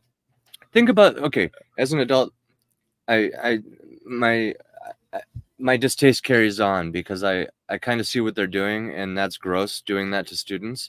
But I do acknowledge it, because like an hour a day of anything, you'll become pretty proficient over time. Yeah. Like an hour of homework in general. Well, homework gets bad in like high school, right? Where you have what you have like. I only had 4 classes a day. I think most high schools have 8 classes a day. I forgot what it's called, but they're like basically 2-hour classes. But yeah, no, like people, they have like 8 classes a day or something like that in high school. Yeah. I don't remember. It's been so long. And that's like they're getting 20-minute homework, 20-minute assignments from every single class. Like that shit adds up. That's kind of what I'm saying. I remember that was like a big problem, especially like people in like AP classes or something like that, advanced classes. Like they would get just hours and hours of homework. It's like I said, an hour total, completely fine. You can You can plan on that. You can still do extracurricular activities even though you're Block getting home scheduling, at like yeah. 9. You can nice. You can still do like extracurricular activities and shit even if you're getting home at like 9 or whatever it was. With an hour of homework, like that's still pretty doable. But like it's just I don't know when it's like several hours because like you said, everybody's assigning X amount or whatever. Yeah. So I had block scheduling. I thought it was actually really good. 2 hours in a class versus 1 hour. Like it was much more necessary. As much as I didn't like high school, I thought block scheduling was really good. Yeah. So what Emily says right here, I meant like 20 to 40 minutes total not per class. It's like, but the thing is like none of those teachers talk to each other. Like they're not like, and plus like all these people have different classes. There's no way to organize it. So like it's almost unavoidable. That's how the problem right there. How would you keep it's a feudal schools from doing system. that? Yeah. It's a feudal system in schooling where the teachers are like the lords, right? They can just do whatever they want to their individual kingdoms, and the school kind of manages them. But none of them communicate. None of them are telling each other, "Oh, I'm doing this much homework." You know? But even they can't because like people got widely different class schedules. Yeah, there's a bunch of different teachers. There's no way that they could organize their curriculum to fit that. Well, maybe some AI would help. Just saying, I don't know. But help them. AI, AI is the solution. Thank you. Like that right there. All you're doing is uncrossing some wires and trying to allow for some communication, right? You could, I don't know. There's a Slack or something, right? But like you could even do it a step further, and I don't know, just have the teachers submit all the homework that they're assigning. Like after they assign it, they put it into the AI database for the school. I think it's like maybe if homework was like this is material to study at night if you want to pass the test, but you have no obligation to do any of this. And so it's like, like information to like pass the final essentially. So it's just like you'd build your own schedule to try to study that material for said class or something like that. I don't know why why am I trying to solve the school system? Why I know. What is going on? Homeschool all day. But yeah, anyway. We're all and similar pages on homework. Yeah. Navigate's wrong. Yeah.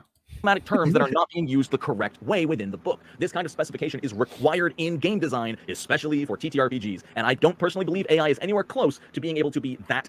Yeah, when I was first watching this, I'm like, but the human quality assurance, you look at that and you're like, okay, this is wrong. But like, if it's able to fill out all that information, man, that's way less work you got to do. But also, it's probably not that much work to write an entire rule book, like man hours, right? Like that can't be too much. Especially when I don't know, they make so much profit. You could just off of like a book, you could just have a couple people work on the book for like a couple months and get that done. I know exactly. I know how I would go about doing it, and I mean, like you almost don't need the shortcut.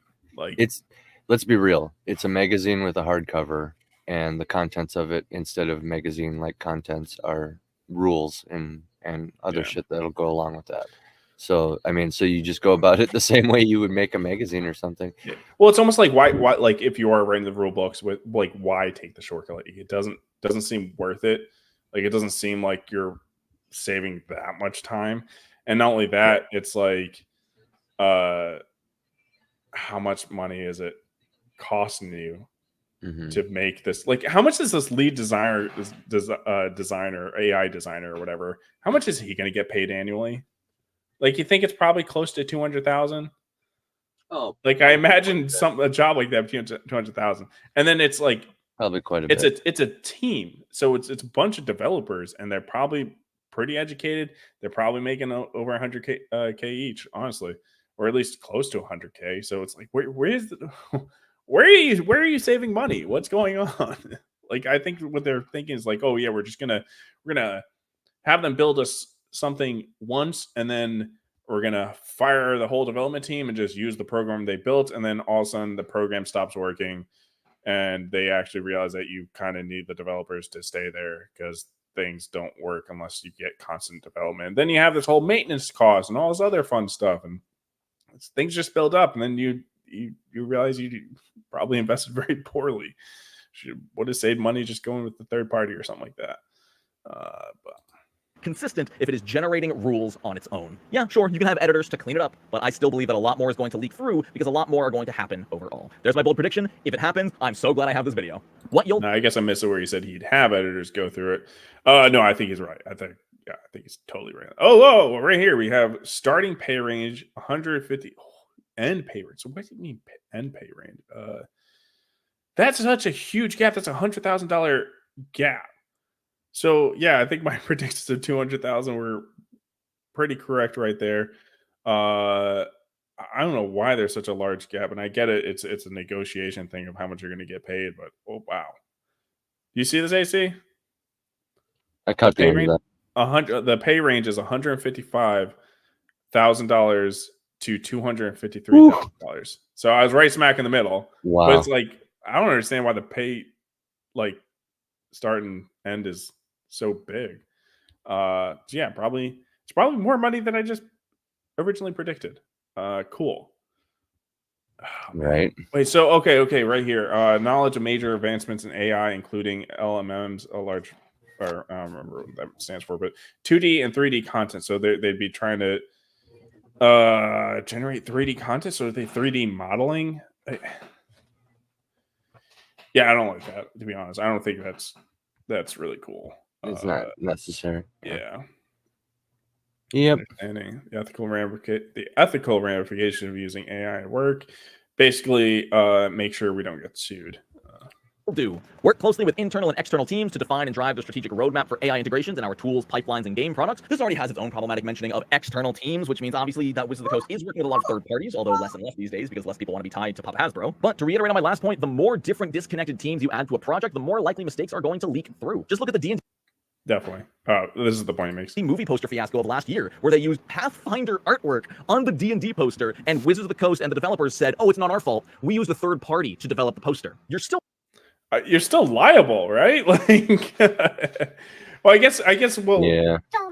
You would sue the third party or whatever, but I'm like, that's messed up. That's really messed up, and that's where it's like, oh, you hired a third party that ended up stealing assets from your competitor, which is like, damn, how'd you like? That's crazy. That's insane. Right. That's the type of stuff that leads me to think like, oh yeah, they will let the AI mistakes slide through. Like they're definitely going to totally abuse this and everything like that. Like that's insane. Yeah, just the third party, like, whatever. Oh yeah, 100%. And hey, real quick, my son wants me to hang out with him and feed him. Oh, totally. Go do that. I mean, we'll be going on for 2 hours. I'm probably gonna finish up this video. It was fun chilling. Everybody listening, my campaign has been on screen under my name the whole time, so you can go back and check it out. Cheers, Bats. Have a good one. Good talk. Cheers. Could have kept going. You should listen to that AI celebrities thing because it's it's phenomenal. It's on point. Anyway. Yeah. All right, later, man. Yeah, cheers. Cheers. No, responsible, dude. Be an advocate with vision in AI. Like, obviously, if you're hiring somebody to be your lead AI engineer, you probably want them to be an advocate for AI. Kind of weird to even need to list that. Working closely with other teams to build roadmaps and timelines for usage across our products. Explore new uses of AI for all. Explore new. This is the craziest thing that I heard. Explore new uses of AI. Like what do you want an inventor here, man? What's going on? Levels of game development. That's what I'm saying when I'm talking like. That's like even somebody being paid like that much. That's still insane. Like expectations for something in order to bring in. And again, it's like how much money are you going to be about? Like it really feels like they're like, oh, we're going to invent new technology that's going to be used across the country or something like that. This is insane. You're wasting your money. There's no way that you're going to create anything that's going to be that crazy. I don't even think D&D has any like video games or anything like that where like AI technology would be like super awesome or something like that to have like for, again, your NPCs or something like that. I think they're going to try to write new D&D books, possibly even more D&D lore with AI so they don't have to pay developers and authors. Like, absolutely crazy that they're even considering removing humans from every element of D&D. If you're using AI to generate lore, mechanics, and artwork, what is left? Some mechanics I could see, like again, to assist, but yeah, artwork now. Get out of here. What is left for humans to do besides clean it up? I know you think you can get rid of 80% of your team and just make the rest cleanup detail, but I promise you, it's gonna show in the final product. What I almost say is like, man, your cleanup crew is going to have to grow. Like, you're not going to really save money on firing people because you're just going to have more people that are like checking into that data. Either that or your production is going to be slower without the people looking up. It's going to be slow. It's not going to be slower overall. It'll be faster, but like for the money that you're spending, it's definitely not going to be worth it for the production that you're putting out with having the people QA it. God, I hate that I failed my first take of this because my first take was way more level-headed, but because I lost my last take and now I'm rereading all of this, it's making me so much more upset. Design, build, and deploy systems for intelligent generation of text, dialogue, audio, art, assets, NPC behaviors. I don't get the problem with the NPC behavior being AI. I don't think that's a bad thing. I don't know. Am I crazy on that? Yeah. And real-time bot frameworks. This is them saying, hey, we want you to design an AI Dungeon Master. We want players to be able to play even with no humans. You know, remove the human aspect from this shared human storytelling. That'll be great. That's exactly what every single... Okay. An AI Dungeon Master. I think that might be somebody's good idea.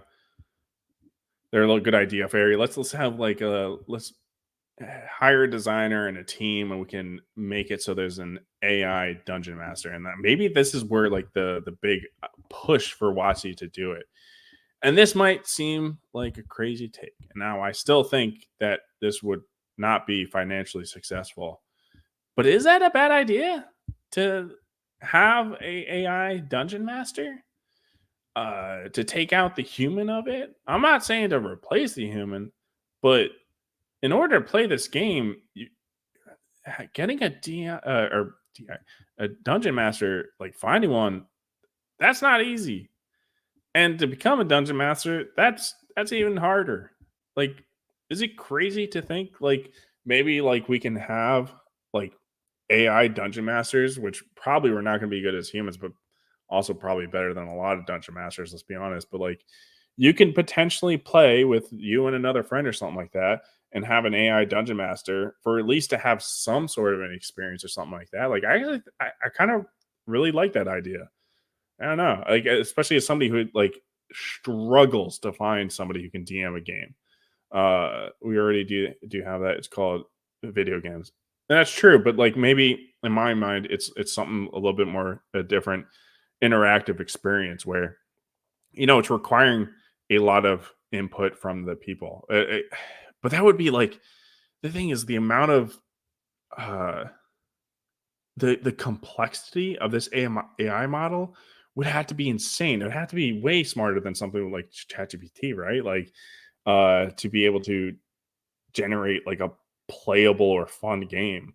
I think the concept of it I like, though, because I'm like, that's fun. Because the video games are just, look, it's just way more controlled. But yeah, if no video games or anything have any like AI implementation on the close to the level of what I'm thinking, like something like being a dungeon master, like why does WotC think they can do it? Yeah, this is overall, I think the concept is a good idea. And this is what a good idea fairy is like. It's like put in practice. It's like, this is a terrible idea. What are you thinking? We're going to spend $500,000 annually. $500,000 is going to be a lot more than that. We're going to spend $1 million a year on the team, not any of the tools or assets they're using on the team to produce something that's not going to work, or something. It's something that's also like people kind of get the ick from hearing, like, oh yeah, AI Dungeon Master. I think, like, even though it might be a cool idea and like concept, it's like it's going to give people an ick and they're not going to want to play it. But I think in theory, it doesn't sound like the worst idea. D&D table once. NPCs who play themselves and auto-generate dialogue. That's the worst part, is before an AI Dungeon Master... Yeah, maybe it can help the DM, right? Maybe you do have a human DM, but like he's struggling to find the time to give personality and stuff to his NPCs, so he can go to this like prompting thing and be like, all right, this is a store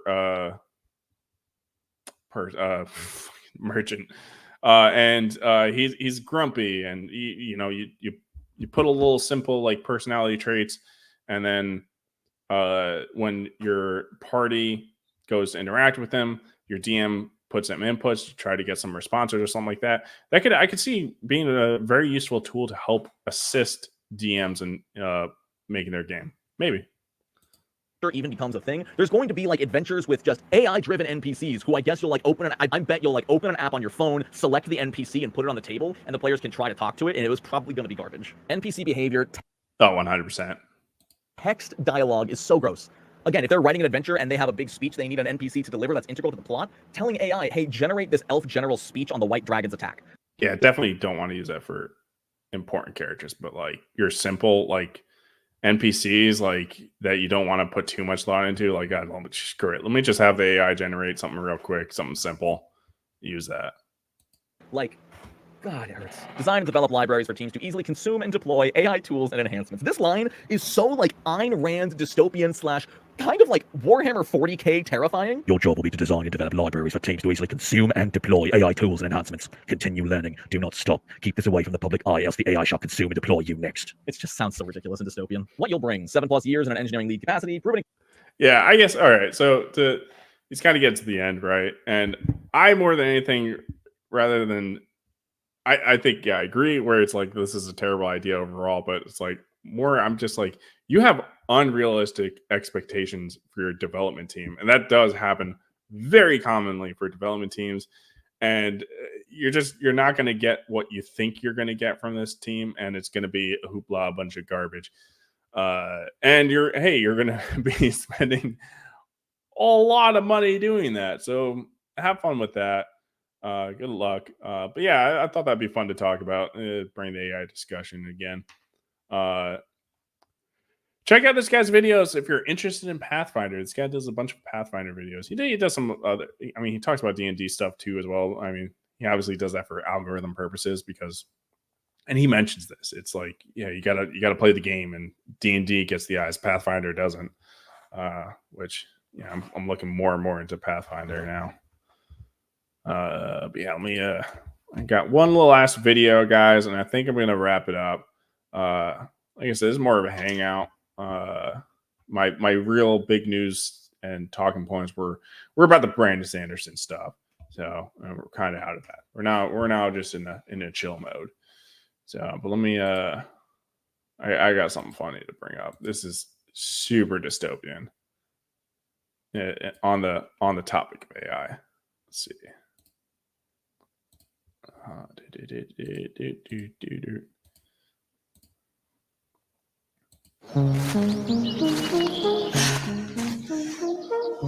Gosh, I'm out of breath. We made it. Woo! I don't know how to woo very good.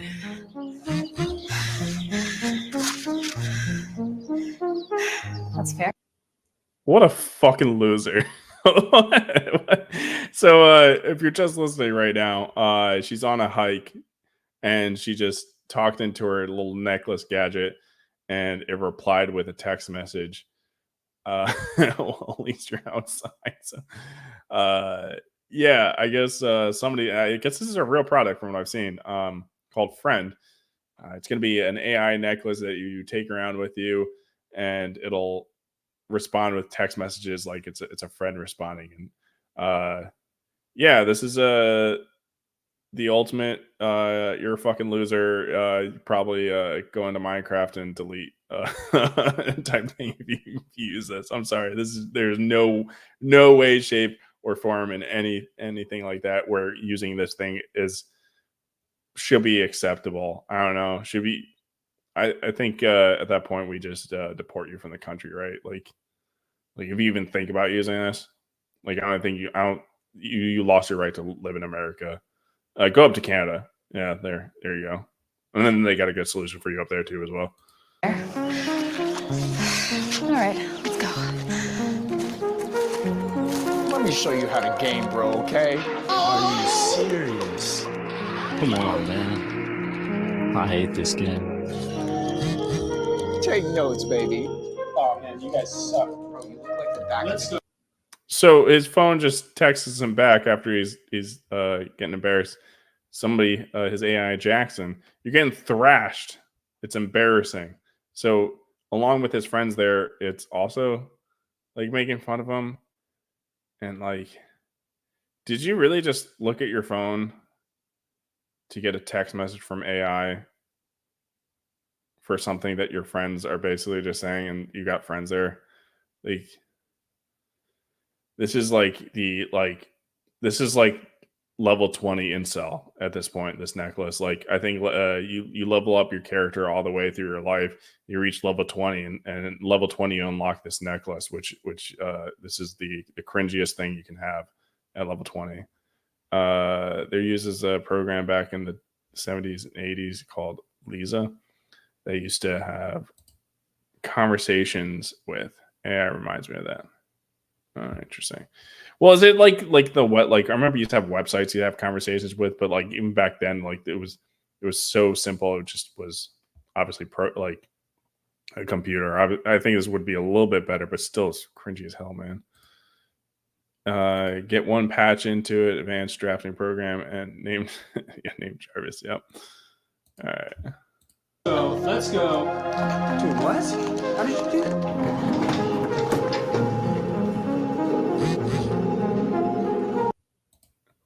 It was a brain dead program that used to give you generic responses. You had simulated conversation, but after a while, you could see the algorithm. Yeah, I think even with AI, you can kind of see the algorithm too. Like, as advanced as it is, it's harder to find. I remember I was like, out of a like more curiosity thing, like I was having it generate jokes, which, man, AI cannot do jokes like at all. I was having it do jokes in the style of Joe Rogan, and it was like after I prompted it like 3 times, I completely saw like the type of like mixture of jokes it was trying to do, yet every joke was failing. Yeah, but it did like sound like written by Rogan, which was interesting. I know the effects are crazy. It's dank. I could eat one of these every day. Oh, sorry, I got you messy. I mean, like, you're better off just living your life as a fucking vegetable at this point. Just what's going on, man? This is the ultimate Zoomer shit, man. It's really nice up here. How'd you find this place? I don't know. I just kind of like to come up here to be by myself. I've never brought anybody else. Yeah. I mean, besides. So I'm like, I had looked at the comments. I'm like, this is fake, right? Like, yeah, nobody's like saying fake or whatever. And I think even, I don't know. I'm assuming it's real. There's a website. I can't click it, but it's like friend.com. Maybe I'll try to go there, see if it's there. Sorry. She goes everywhere with you, right? Mm-hmm. Guess I must be doing something right. Oh my god. She acknowledges it. Run. Fucking run, dude. It's one thing, you know, your girl's like talking to her imaginary friend. Imagine she's just talking to her necklace. That just run. You're gonna get stabbed tonight for sure. Right then. I guess so. We'll see.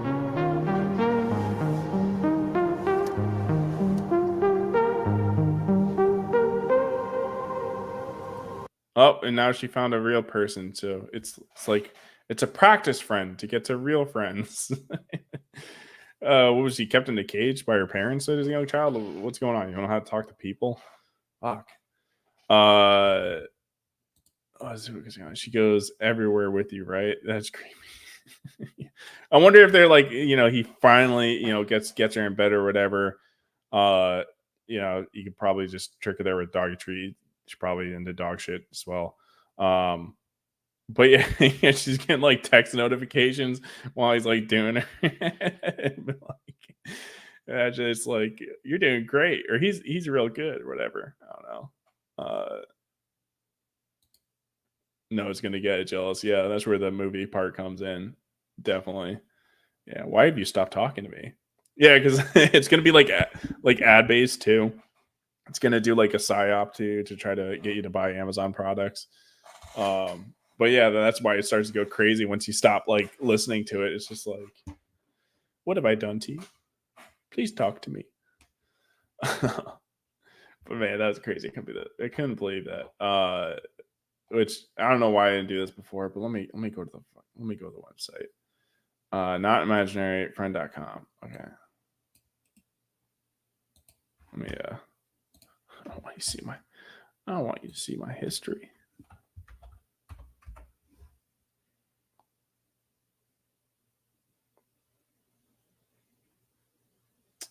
It's taking a little bit. Oh man. Okay. Wait. Yeah. Let's see.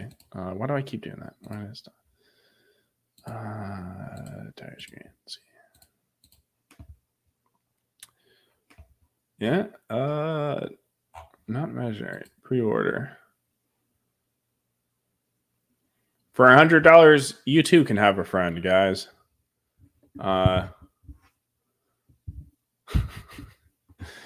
Deleting your character in Minecraft is also free. Yeah, that's an option, guys. Canadian healthcare. I don't know, man. Give up, dude. If this is your solution, just give up. Oh, man. All right. All right. I think I'll end it at that, boys. As I mentioned before, I am going to be releasing a video right after I end the stream, so please check that out.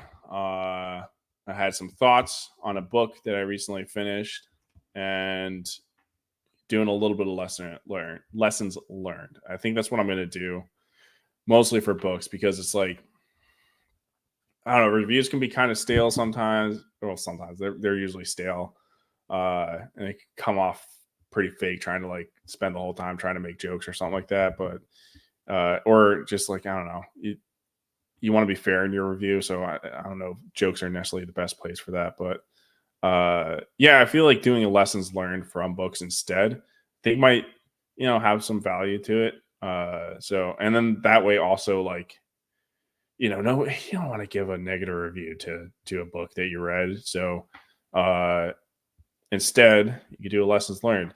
And so that's just like, if you do like a lessons learned from something, could be good or bad, right? Like that doesn't necessarily mean the book you're that I read is good or bad. It's just the particular thing might be a good or bad aspect of it.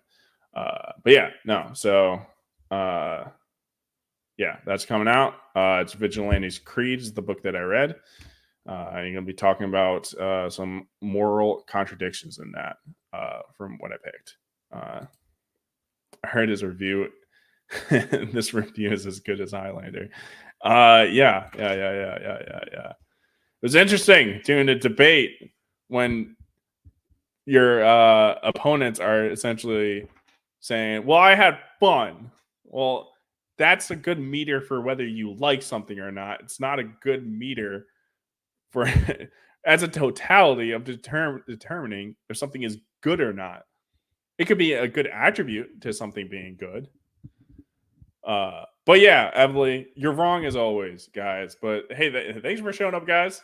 As always, I didn't want to kind of just invite everyone to this because I had some thoughts on the tabletop RPG and just want to kind of get out there. And yeah, but this usually would be more of a hangout. So if you guys just mention the chat, whatever, you come in and be like, hey man, send me an invite. I'll send you an invite. You can chop in. We can hang out. No, you cannot have fun. Absolutely not. But again, thanks guys. Hail the chat. Wait, let me get ready. Let me get ready to leave. Let me not do what I did last night and fuck up the outro. But okay, as always, guys, if you're still watching this, you know it is. You're retarded. Sorry. It's like, who's more retarded? The retard or the one following the retard, right? So I don't know. Either way, you're retarded, but it's all cool. That's all good. Like, everyone's retarded. Just accept it. Get in the short bus and let's go. Moving down the highway, metal busting loud. On a short bus where the kings of the crowd. Come on and join us, every seat is a backseat. Special ed warriors conquer all fear. Riding the short bus where the cool kids in town. Rocking our heart, never slowing down. Short bus rebels will